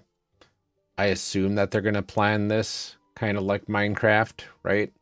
Where once it's released, they're going to keep on adding to it and adding some cool stuff to it. And it's going to be kind of like its own thing. Because already the modding in this game is wild. They've had mods where you can have a computer inside the game itself, and then you can walk up to the computer and the computer can simulate loading Windows on it, and then you can install Hytale on the simulated Windows, and then you can open up Hytale inside the simulated computer within Hytale, and you can play Hytale in Hytale. Which was just a thought exercise. It like hardly plays at all, but like it's possible because of the way that this engine was built. And yeah, Roblox takes more than 30%. Oof. Roblox is a bad example. Roblox, honestly, I've got thoughts on Roblox. I'm not happy with them as a company because of practices with protecting children and whatnot.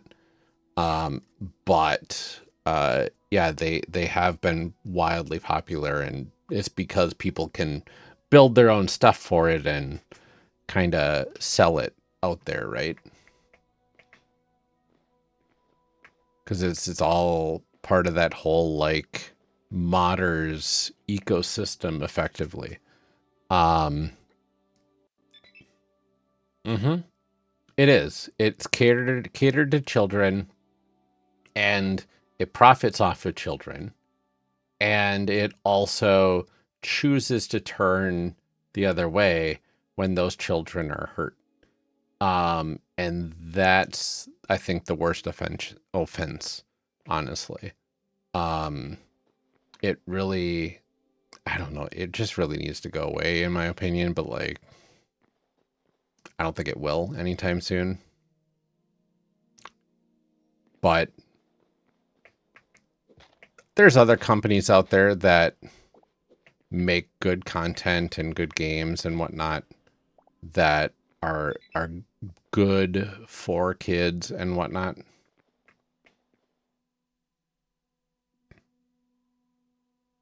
Oh, interesting.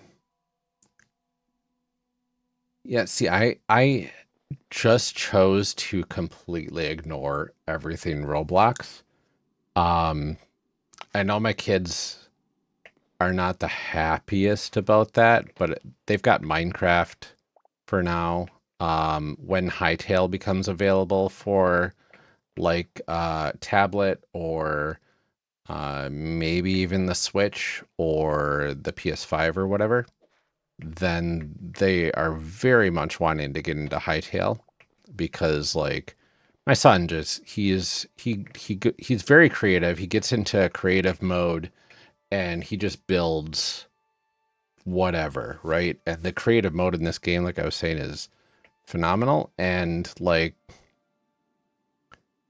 he's going to have a lot of fun with it. But right now, the only computer that can run this game is my podcasting computer and my streaming computer. And my kids do not get to touch my streaming computer for many reasons, but mainly because it's always on 24/7 doing stuff. Yeah, people are creepy, and it's been known as a creepy place for creepy people to focus on being creepy.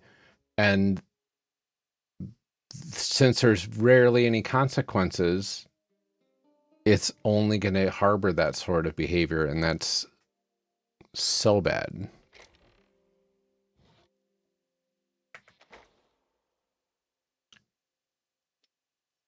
I was trying to figure out where to build these.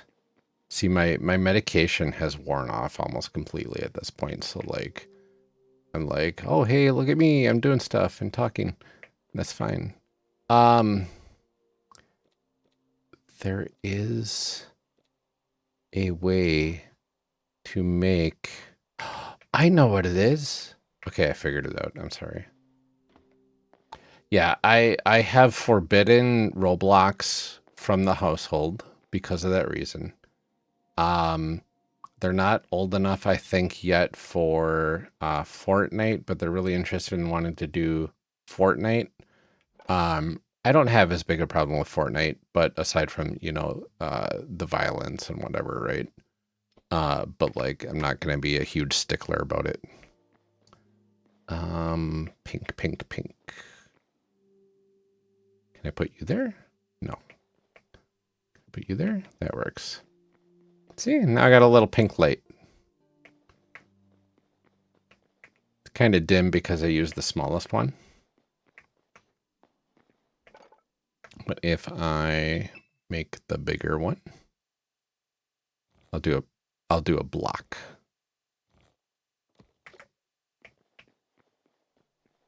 Yeah, Fortnite's definitely not more social. It's all about the actual gameplay there. It is, I mean, that's the whole competition thing, right? Most competitive games are going to have a lot of toxic individuals that kind of surround it, especially like the first person shooter type games. Which is unfortunate. Like I got my start online in competitive FPS games, starting with Quake. No, gosh. Yeah, it was Quake 1 that really got me online playing games with folks. Forza 6. I love a good racing game, and it's been too long since I've been able to play a good racing game. Gosh. Even just saying that, it's making me want to play a racing game. Because like back in my day, um the the NES had Rad Racer. I was obsessed with that. And then Sega Genesis, since it had a bit of an edge, I was absolutely obsessed with Road Rash, which was a motorcycle game sort of racing game. It was like motorcycles where you can fight each other. But like my biggest draw was upgrading the bikes and upgrading the vehicles and doing cool stuff and everything. Can I have planes in Forza? That's interesting. That's pretty cool. I need to try some of the newer racing games because like it's been so long since I've played in that space as outside of Mario Kart.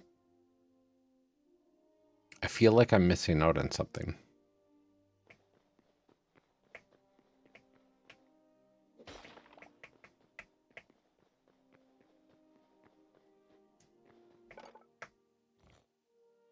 I need some actual marble here. And I'm going to grab some walls. Mario Kart is a classic. Yeah, we've, as a family, have really enjoyed Mario Kart 8 on the Switch. Yeah, the Switch 2. Yep, we talked about it being a scam. I agree. And I don't know, it's just a more powerful Switch, which, I mean, that's fine. But it wasn't necessary.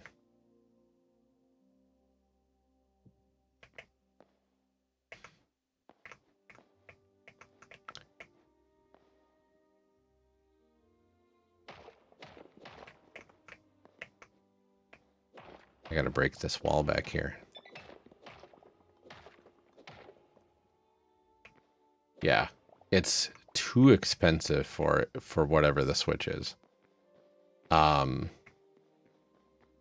And now like with RAM prices and graphics card prices and stuff like that being so exuberant because of AI, speaking of which, now everything is going up in price, even the Xbox and PS5s and whatnot. I don't even know when the PS6 is planned to be released, honestly. I'm sure that's somewhere around the corner. Let's see, I need 10 of these, I think.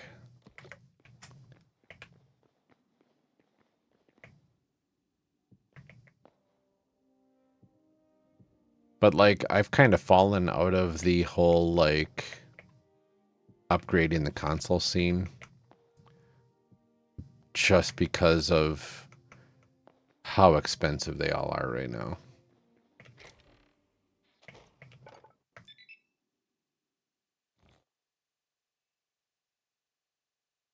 Oh, the XS Xbox for 300. That's not bad. You could. You definitely could resell it.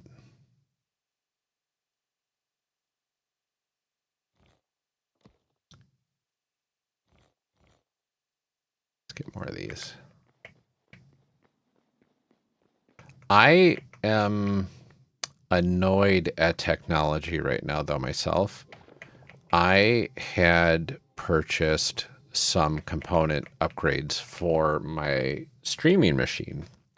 The whole plan was going to be create a really good streaming machine and then create from my spare parts that I'm leaving from the streaming machine, create a second machine and then have that second machine run the streaming software and video capture my actual game machine so I can run at full detail and all that sort of stuff. Well, computer components aren't what they used to be, apparently. Every motherboard, I tried 3 different motherboards, 4 different types of RAM, and 2 different processors, and nothing worked. It was all effectively dead on arrival or whatever. and it made me lose a lot of faith in the self-building capabilities of making computers. Is Hytale ever going to be console? I'm almost positive I heard them talk about, oh God, you have no idea how many different types of RAM there are. You can have the same brand of RAM, the same speed of RAM, the same capacity of RAM, and there will be dozens of models. And most motherboards will maybe accept one of those models, two if you're lucky. It's the worst. I don't know what happened. It used to be, hey, I need RAM. I go to RAM store and I buy RAM, and I goes into motherboard and it works.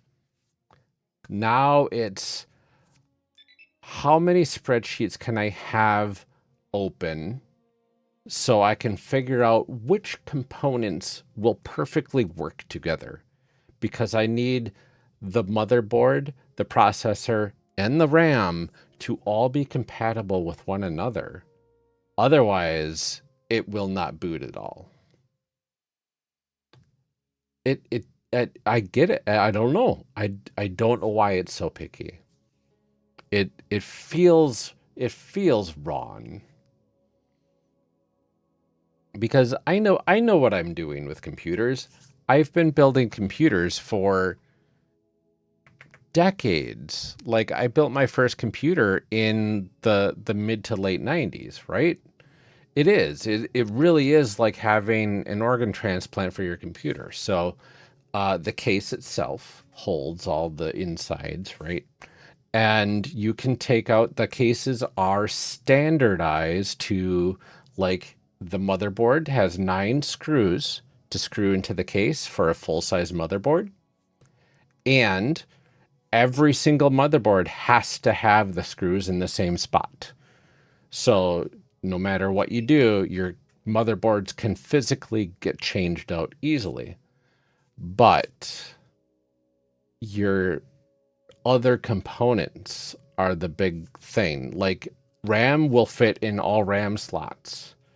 A processor for the type that you're trying to look for, like there's AMD or Intel, they're the same shape as all the other processors in the same brand. So they all fit in the slot. But the motherboard has to be able to tell what can all work together. And if the motherboard has no idea, then it just says, I don't know what's happening here. I guess I can't work at all. And then it just chooses not to do anything.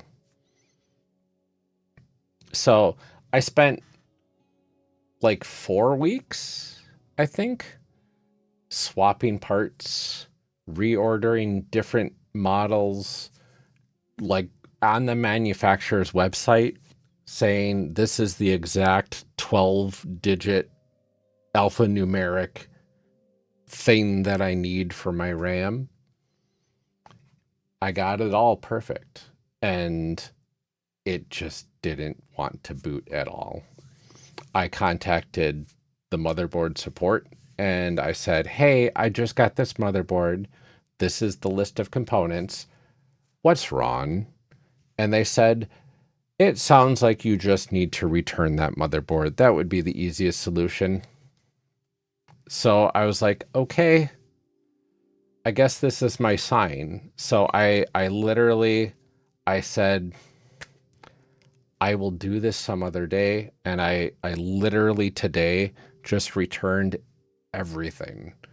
And sure, I was planning to return 75% of it anyway. But like, I was like, okay, guess I don't know what I'm doing, or it's more complex than it needs to be at this point. So, existential crisis aside, I'll get back to it eventually. But it was an unfortunate realization. to see that it's not as easy as plug it in and it goes faster. Because that's how it used to be. Gosh, I even had... This is like my 1994 computer, my first computer that I ever got. When I was a wee teenager. It had a 25 megahertz processor, which at the time was pretty good. And games, of course, back then were much simpler, but like I needed a bit more speed. So they created megahertz. Megahertz. So that's the frequency of how fast the processor is, right? So megahertz is what it used to be measured in. So 25 megahertz was okay back then. But to play some more advanced games, I needed a Pentium processor. So that was the newfangled technology. So I got a device that turned my old processor into a Pentium processor, and it kind of jury-rigged together and turned it into a 100 megahertz processor instead of 25. And it had the new technology in it, so I was ecstatic. I felt like I was a wizard at that point, like transforming my machine into something that it wasn't originally. Now, processors are measured in gigahertz. So, like today, you're talking between 3 to 6 gigahertz, depending on how the company is measuring that. So instead of millions mega, it's billions giga.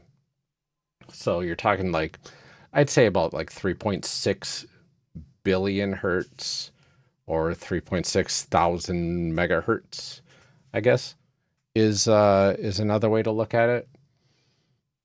It's definitely hit kind of a ceiling, but then they changed it from back in the day. It used to be this processor is one processor. Now a processor is like, I'm a processor that is made of 16 processors, and all of my 16 processors can independently do things if the applications are able to utilize each processor independently. That's the multi-processor architecture of today's computers, which is a fascinating, like deep dive in technology. But like to most people, it's a processor. It's the thing that runs the stuff on the computer and calculates things. I don't know how humanity figured all of that out, because you're talking about technology at a nanoscopic scale at this point, where it's literally just like, which way do I send the electricity is literally all processors are. It's send a signal down one end and it goes away. Oh, well, thank you so much, Ella, for stopping by. I hope you have a good rest of your night as well. Hopefully your phone comes back to life soon. No, you're fine. I loved having the conversation. Anytime, stop by and have the conversation. I'd love to have you again.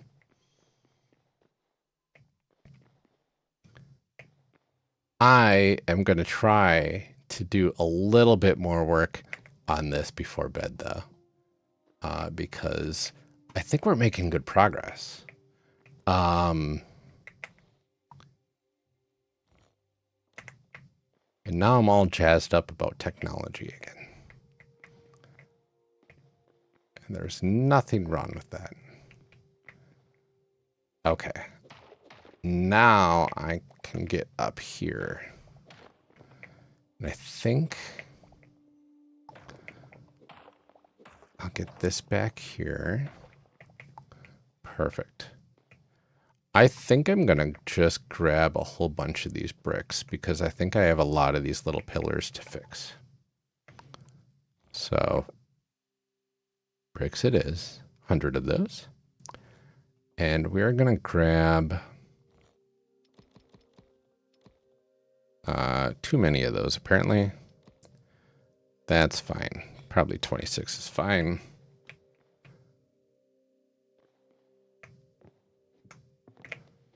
There we go. Does this have a base on it yet? It does not. Okay, perfect.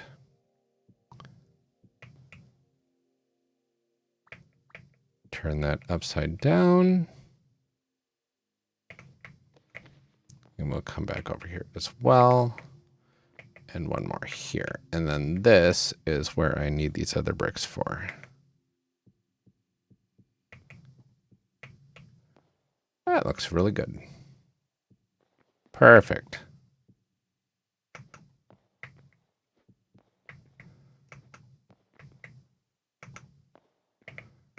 Just going to kind of get this in here. Okay. Honestly, that was the exact type of human interaction that I thrive on. I really appreciate Ella stopping by for the in-depth discussion.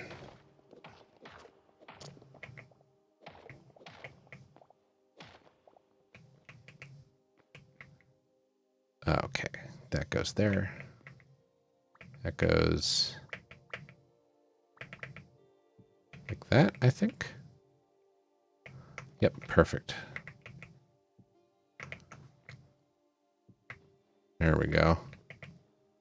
Get these set up here. And then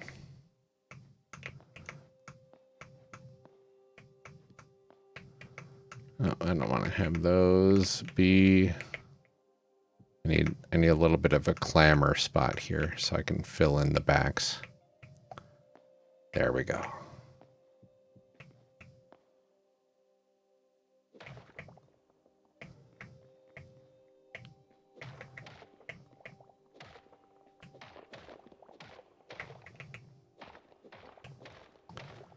Have a little bit of a plan here now, at least, to get this restored to a good, proper working order. Getting all of these ones in place is kind of key to that, which is fantastic.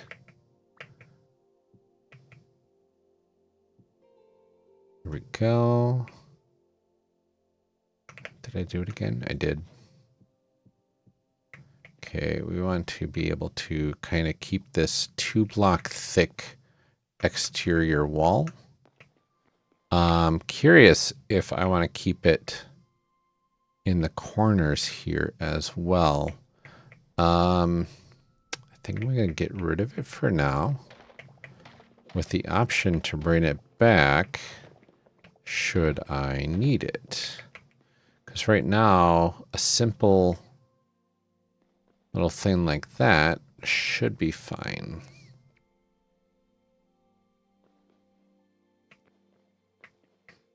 I'm just trying to figure out the depth of these pillars versus the actual stuff, the actual marble. So I do love the contrast that it provides. There we go. I'll get this tidied up a bit here as well. I can see the floor above me showing through a bit.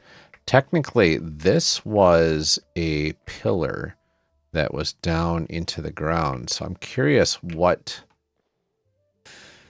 the actual ceiling intent was down here.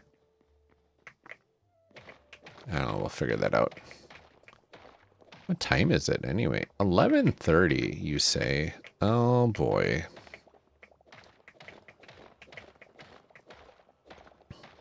Okay, we'll fix this pillar over here, and then we will have to call it a night because I have actual work in the morning. I had off for the last several days, and unfortunately, that off is done tomorrow. So I will have to do some work.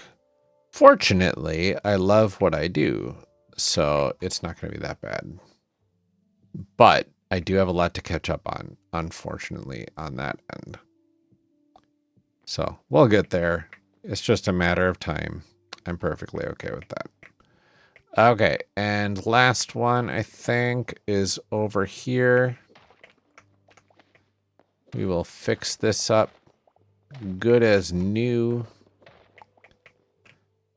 Get all this shiny little bricks. Cut away over here. Hello. There we go. And then we will come down here. Place those down straight down there. And then these guys up in the corners here. And upside down, please. Okay, I need to, let's see here, just like that. There we go. I don't think we need these ones in the corner.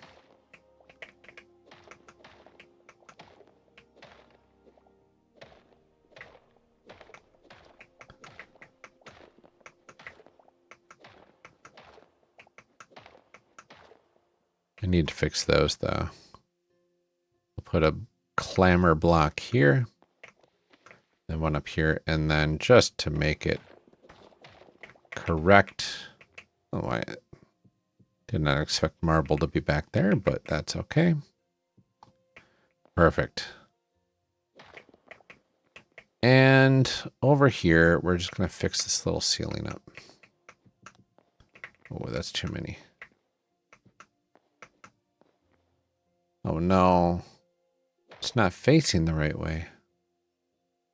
The sides are, but the bottom is not. Can we rotate it? No, this is a non-rotatable block. It is the way it is, and that's all you get. You get what you get, and you do not throw a fit. Oh. Wise words from, I want to say, Daniel Taker's Neighborhood. You get what you get, and you don't throw a fit.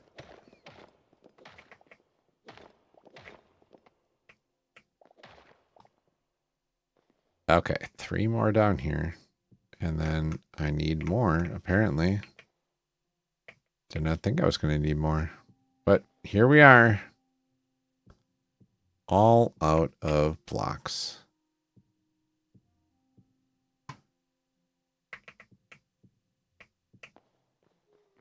All right, there we go. Kind of get those put up in there as well. And one last little batch.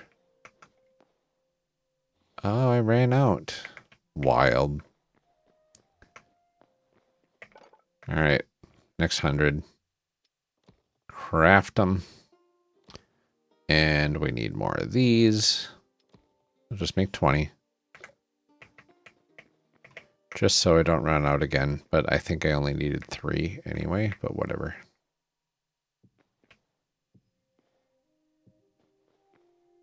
Okay. Not bad. Not bad. Not bad. Okay. All of the side pillars, I believe, are repaired for these ones that look like the other bricks. That looks a lot nicer. This area is looking very good so far. Gonna be a while before I get to the actual meat of the build, but cleaning this up has been a good experience. It was fantastic having folks stop by and showcasing the game a little bit. I am having a lot of fun with this. It is a nice change of pace. Crimson Desert is going to take me ages to finish. I've got to be at least 250 hours in at this point, but like I've at least got another 750 left before I probably even beat the game for the first time. So we'll see. Definitely getting my money's worth though. So we're going to just head up here. We're going to see what time of day it is. It is a daytime-ish, maybe. I don't know. Do we have any more redwoods that are tall? Nope. Still 3 that are stunted. I think they might be in a weird spot, but that's okay. I'm not going to worry too much about it. Yeah, good to go. So I'm going to go ahead and log out of here, and then we're going to get to our stream end. As usual, it auto saves, so I'm not too worried about that. I pull in my social bridge, get to the now playing. Let's see if this actually works. Hey, I'm happy about that. Fantastic. Not too bad technology-wise tonight. A little bit of a hiccup at the start there with TikTok being a little bit off in terms of, hey, you're actually playing and doing stuff. Like, I was still getting notifications that there was people joining the stream, which was great, but all of the chats weren't coming through at first. Finally got it working though, got it kickstarted, so I will have to do some analysis on that and see what happens. But it's Thursday, almost Friday, and that means I will have a couple of days off. My next stream will be Sunday, where I will be doing some work. I will be doing some podcast editing this coming Sunday. We should be doing some Pandas Talking Games, doing the full episode for that, and then some Star Wall as well. I would like to get ahead on Star Wall, and I believe I'm all set for this past week. And then next week, I don't have anything new to put out. But then the week after is the next episode. So we're going to be working on the next episode, kind of seeing how that goes. I would also love to get to some Skyjacks on stream. But for now, that one's got such tight deadlines. Every week I have to release that. I just need to hit it when I can hit it. I also have a new podcast that I'm working on called Roll for Recall. I don't know if I'm going to do that live on stream at all. But maybe sometime down the line I can do a little bit. I don't know. I'll have to talk to Alan about that and see.